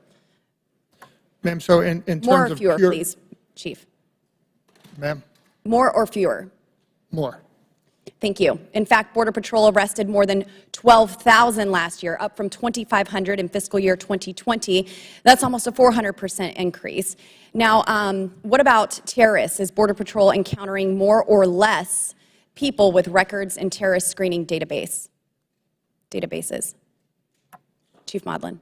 Ma'am, my understanding, more commensurate with the Thank you, Chief. increased flow. In fact, CBP encountered 98 potential terrorists last fiscal year. That's compared to just 6 during President Trump's entire time in office. Chief Chavez, I've visited your sector. What about known gotaways? Have those increased over the last couple of years, known gotaways? They have, ma'am. Yes, I have that information as well. On Biden's watch, there have been over 1.2 million known gotaways, and of course, we don't know the unknown gotaways. Now, Chief Modlin, would you agree that gotaways included convicted criminals, terrorists, drug traffickers, or even gang members? Ma'am, as I've stated, I don't think I can suppose Thank you, Chief. anything. Chief Chavez, are you aware prosecuting and imprisoning these any drug trafficking criminals caught by state and local law enforcement comes out of their local budgets? I am aware that the county and local law enforcement bear the cost of detention for criminal. And our local communities are being forced to foot the bill for Joe Biden's border crisis. What about CBP officers committing suicide? Now, I have seen the despair in Border Patrol agents' faces. Their morale is certainly decreased. They are unable to do the job that they swore to do. Would you say that that has increased in the past 2 years? I'll let both of you answer yes or no. It has, ma'am. In the last 2 years, Border Patrol has had 13 suicides, 5 in RGV, and it's a terrible thing that we experience. Thank you, Chief. My time is almost up. Chief Modlin, yes or no? Are suicides up? Yes, Agree with thank you. Chief Chavez. Unfortunate and disgraceful. And I have one final question. Chief Modlin, you were asked if there was a policy change, if there was laws changing, and that it was possibly, you answered that it was possibly rumors that people were coming here to our country illegally because of something they had heard. But wouldn't you agree that policy did change? Under President Trump, it was catch and deport. And under Biden, it is catch and release into the interior of our country. They are no longer waiting outside of our country for asylum. They are being released into our country on the honor system. And so with that, we are seeing an increase of terrorists, 1,500%, gang members coming across that have doubled, illegal crossings with criminal convictions up 400%, dead bodies being found up to 300%, and CBP suicides at a decade high. So would you agree that the policy did change? And the truth is that there is an invasion happening at our southern border because of this policy change, and it's happening because Joe Biden invoked amnesty committee and change the secure border policies that were working for our country, and he won't change it back because Democrats, and this is intentional. In fact, their policy is a success. It's not a failure because this is their intent. Chair's lady's time has expired, but please feel free to answer the question. Thank you, ma'am. So I stand by my response. All I know is what we're being told by people that have crossed, and they absolutely unequivocally said they crossed because they felt like law and policy had changed. Chair recognizes Mr. Gomez for 5 minutes. Thank you, Mr. Chairman. Just before I move on to my comment, I just want to point out to the representative from Colorado that we mourn with the CBP on the loss of their officer who died by suicide, but we also passed $23 million for suicide prevention for Border Patrol officers, which the majority ended up voting against in the omnibus bill. I'm about solving problems, but solving problems based on facts and having the right individuals here to answer questions. The majority likes to conflate a lot of facts or lack of facts or even made-up facts. And here's a fact. This is what we do know it's true. Despite what you have heard on the other side, 90% of fentanyl seizures happen at ports of entry, with the majority trafficked by U.S. citizens, not migrants and not asylum seekers. So why isn't the Office of Field Operations here to talk about our efforts to stop drugs trafficking at ports of entry? And it's because this hearing isn't about border security or solving our opioid crisis. It isn't even about facts. What it's about is painting immigrants as villains in order for my colleagues to further their anti-immigrant agenda. Republicans are trying to rewrite history to hide their extremist agenda from the American people. This extreme wing is trying to say that immigrants are trafficking fentanyl across an unchecked border. But we know that that's not true. Why? Because it happens at the ports of entry by U.S. citizens, not mainly by asylum seekers. And if you're wondering just how extreme, one bill they're trying to pass would end asylum as we know it, completely stopping asylum seekers trying to find safety in our country. And here's what one person said about the bill. Quote, "The reality is that this is a backdoor way of ending all asylum claims. The asylum process is broken and needs major reform, but abolishment is un-American." And who said that? It wasn't a Democrat. It was Tony Gonzalez, a Republican from Texas. But their party isn't controlled by reason. It's controlled by the extreme QAnon caucus who spew hate and xenophobia and try to mislead the American people. In fact, 9 members of this committee are co-sponsors of the majority, are co-sponsors of the extreme bill. So let's be clear. The extreme MAGA plan will not secure our borders because they're not asking the right questions to the right individuals about the right facts, and it won't stop the flow of drugs. But it will harm real people. We have saw a man with a documented history of abuse and racist behavior go out and shoot 2 migrants, killing 1. In 2019, a man went to a Walmart in El Paso, Texas, and killed 22 people. He told police he wanted to kill Mexicans. Their hatred of foreign-born people and their blatant lies have consequences, and it's time that they own up to it. We know some House Republicans are already speaking out against this extreme anti-immigrant, and I quote, anti-American plan for the border. So if we really want to solve problems, we should bring the not only these witnesses, but other witnesses. Will the gentleman yield for a question? No, I won't. And one of the things I want to make sure is that we solve the problem with facts, right? If it's basically, if we want to talk about what happens between the ports of entry and what you're dealing with, let's talk about those facts.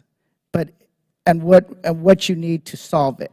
But if we want to talk about the fentanyl crisis and how it's coming in and what's being needed, we should talk about those facts instead of conflating all the different issues. Right? That's what happens here in the U.S. House of Representatives. We cherry pick the facts that we want to see in order to make the points. But this is like, it is a difficult situation on the border. We get it. But usually in these hearings, what we try to do is use the 5 minutes to get the viral moment, to get the tweets, to get the likes, to get the more followers, right? But it doesn't really solve anything. So I feel like the majority is playing into that same song and dance, right? Not really trying to ask the right questions to the right witnesses, but just to further their narrative and the agenda that they want to push. With that, I yield back. Gentleman yields back. Chair recognizes Mr. Fry for 5 minutes. Thank you, Mr. Chairman. I appreciate Chiefs, y'all being here today. You know, I'm a little bit deja vu, Mr. Chairman, because just last week we had a border security hearing in Judiciary, and to hear my colleagues on the left in there and in here today, we're imagining things that are going on at the southern border, that we're not engaged in actual fact-finding missions, that we're not looking at the facts. Well, here are some of the facts. Fact, over 100,000 deaths associated with fentanyl just last year. Fact, border crossings are at an all-time high. Fact, millions of gotaways are in this country, and those have been increasing over the last 2 years than ever before. Fact, only 14% of those seeking asylum are legitimate asylum seekers. That was under a Trump administration and an Obama administration. Fact, ICE arrests and removals have decreased, I think according to one study, by 90% from 2019 to present day. And fact, as you testified to, walls work. Just real quick for both of you, can you provide me a real-world example on how border barrier systems or border walls have aided you or your agents in the field? Specifically for RGV, in areas where we have high number of people crossing, you know, when we have a border wall system or border barrier, if it's a full system, it brings in all-weather roads. It has lights for the nighttime. It has technology that assists us, right? So we don't have to have 20 agents in one zone or region or area. These agents can be mobile in other locations. That barrier, well-equipped, well-advanced technology will tell us if there's a detection or an incursion, so that way agents can maximize their coverage area elsewhere, so that way that product, that barrier, will do its job, and we can maximize the agents deployed elsewhere. Now, aside from that, a barrier is very useful because it also manages flow, and it directs flow into other locations where we can more effectively make an interdiction and more effectively make an arrest. Chief Baldwin, would you agree with that statement by Chief Chavez? Yes, sir, I would. And what I would say from my experience, when I started in San Diego back in 1995, we basically had maybe a 6 or 7 foot tall fence that was made up of landing mats. I think they were Vietnam-era landing mats that were put down. And if you were to look at aerial photography of that area then versus now, much of that area that was just, it was uninhabitable because thousands of people would cross it every night, and the property crime rates were very high. It was just a if you looked at it now, there's very expensive homes in those areas, and the community flourishes in an area that at one time was uninhabitable because of the way the border was. Currently, there's double wall through there and plenty of agents to Are there areas of your sector that would that are currently unprotected by a border barrier that would be helpful to you and your agents? Yes, Congressman. There's locations in my AOR, in my area of responsibility, that requires barrier that is unprotected at this current time, as well as gates.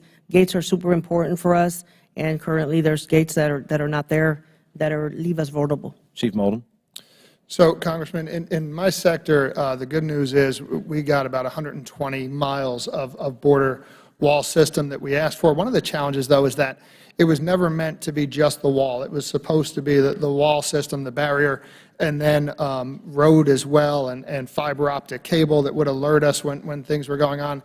I think one of our biggest challenges related to it now are the gaps that exist, which are slowly being remediated, just not in Tucson sector yet. But we look forward to those gaps being closed. Thank you. Real quick, I know I have 1 minute left. Y'all seized an unprecedented amount of fentanyl just last year, China-sourced fentanyl, at most of the ports of entries. Wouldn't you agree that record overdose deaths from fentanyl among Americans indicate that a significant amount of fentanyl is slipping through the cracks of our southern border? Sir, again, thanks for the question. I would say that as a Border Patrol agent, as the chief of the sector, I don't believe any of my agents care where it comes through. As long as it enters the United States, then it's certainly a threat to the children of the United States, to everyone that that has potentially the potential ability to overdose. So regardless of where, if it's between the ports or at the ports, it's a threat. But there is undetected, obviously, undetected fentanyl that is coming through that is not being apprehended by border agents. Is that correct? Is that Yes, fair to sir. say? Yes, sir. What forms of fentanyl or fentanyl-like substances are your agents encountering? To our knowledge, primarily of biggest concern is the liquid fentanyl, is the latest threat that we have seen, especially as we continue to work in partnership with our local sheriff's departments, our local task forces. They continue to try to exploit our checkpoints. And I think Operation Stone Garden and the different types of programs that we have linked up with our task force have been effective, but liquid fentanyl is the latest one that we've seen the trend spike up on. Chief Modlin. Sir, Gentleman's time's expired, but please answer the question. Thank you, sir. In my area, generally, it's pill form. A year or two ago, it was mostly the powder. It has certainly transitioned to pill form. Thank you. Thank you both. Chair recognizes Mr. Biggs for recognition. Thank you, Mr. Chairman. I have some documents to submit to the record. One is a piece entitled Preliminary Border Data Record Number of Apprehensions, gotaways in November. Another one, record number of apprehensions, gotaways in fiscal 2022 surpassed 3.3 million. And then the third is a letter that I received on January 10th from the Administration for Children and Families in response to my question on their follow-up calls for children who were replaced with the ORR, where they admitted that they had lost contact with 42,577 children placed in their care during the Biden administration. Without objection, so ordered. Chair recognizes Ms. Brown for 5 minutes. Thank you, Chairman Comer. Just want to get something clarified. It's been said that the people have heard the border was open during the Biden administration. So, Chief Modlin, just can you clarify for me, have the laws changed between the administrations, yes or no? Thanks for the question, ma'am. There's been no change in the law. Thank you so much. People around the world look to the United States as a beacon of hope and freedom. Some of those facing poverty, war, and famine seek a better life here to make the American dream their reality. I am proud that Northeast Ohio has a long tradition of welcoming immigrants and refugees, most recently our Afghan allies and Ukrainians fleeing Putin's illegal war. Instead of talking about our immigration system in the abstract, it seems essential to highlight the suffering of those seeking refuge. These are real people with real stories who we have the power to help. Immigrants are also bringing us economic prosperity. In 2019 alone, immigrant households in Northeast Ohio contributed $1 billion in federal taxes and $520 million in local and state taxes. That same year, 8,300 immigrant entrepreneurs generated an amazing $204.8 million in business income in Northeast Ohio. The fact is, immigrants make us stronger. Let me say that again. Immigrants make us stronger. I want to share just one story from among thousands of families who have faced hardships and were determined to seek a better life in the United States. I ask unanimous consent to enter into the record a collection of immigrant stories from Lutheran Immigration and Refugee Services. Without objection, so ordered. Thank you. This story is about Lucia, a mother from Venezuela who is seeking a better life. Safer life for her 4 children living with physical disabilities. Lucia states, and I quote, her husband and 4 children had been seeking protection for almost a year before arriving in the United States. She and her family left Venezuela because she faced persecution for speaking out against the government for denying her children health care based on their class status. The anti-government video she shared circulated throughout social media and consequently resulted in government officials targeting her and her family. Fearing for her and her children's safety, Lucia decided to leave her home.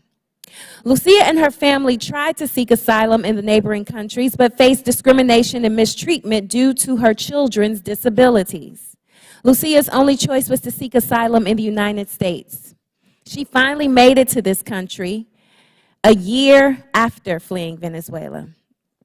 Lucia and her family are still waiting for their asylum interview, but they are relieved that their children can be properly diagnosed and receive their hearing aids.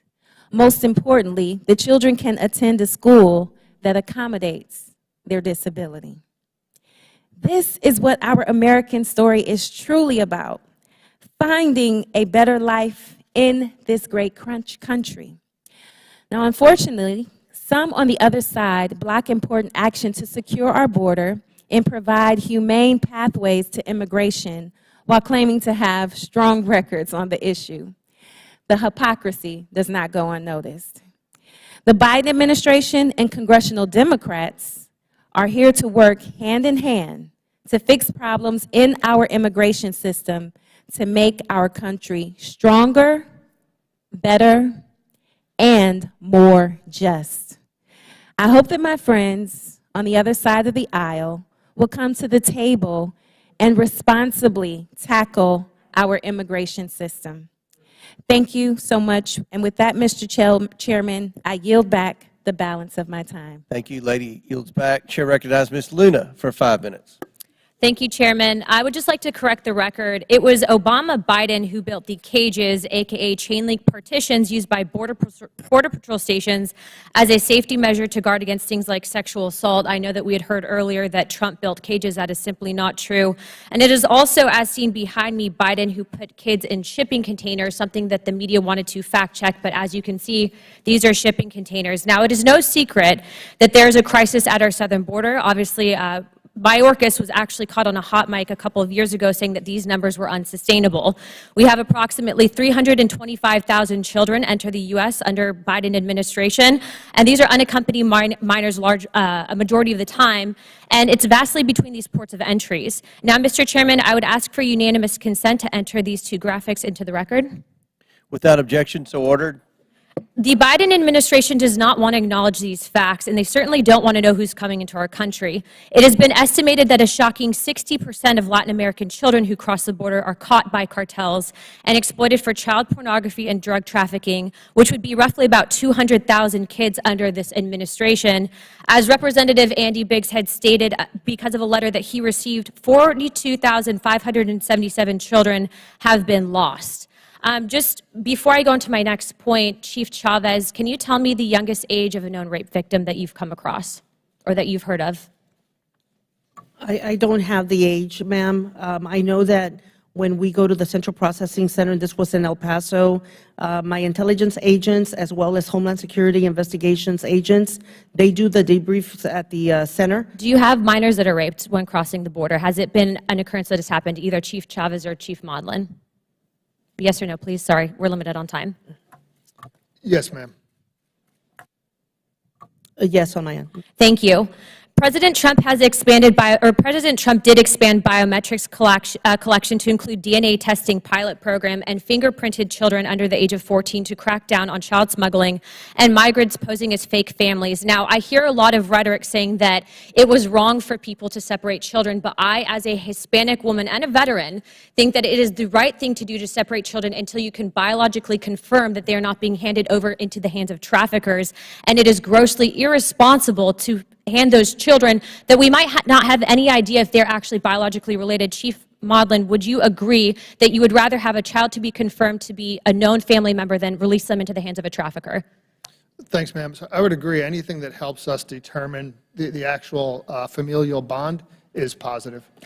Okay, so with my follow-up question on this one, are children currently having their biometric data being collected under this administration? It depends on the age of the children, but 14 and above, they are, as I testified to earlier in Tucson sector, the vast majority are 17-year-old Guatemalan males. It's fairly rare to see young unaccompanied females in Tucson. Are you able to collect at every sector in every section of the border? I can't speak for the other sectors, ma'am, but we do the same in RGV. Okay.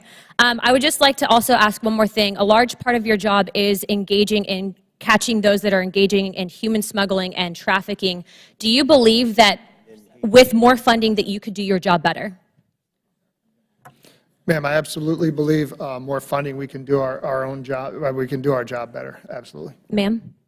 I agree the same, ma'am.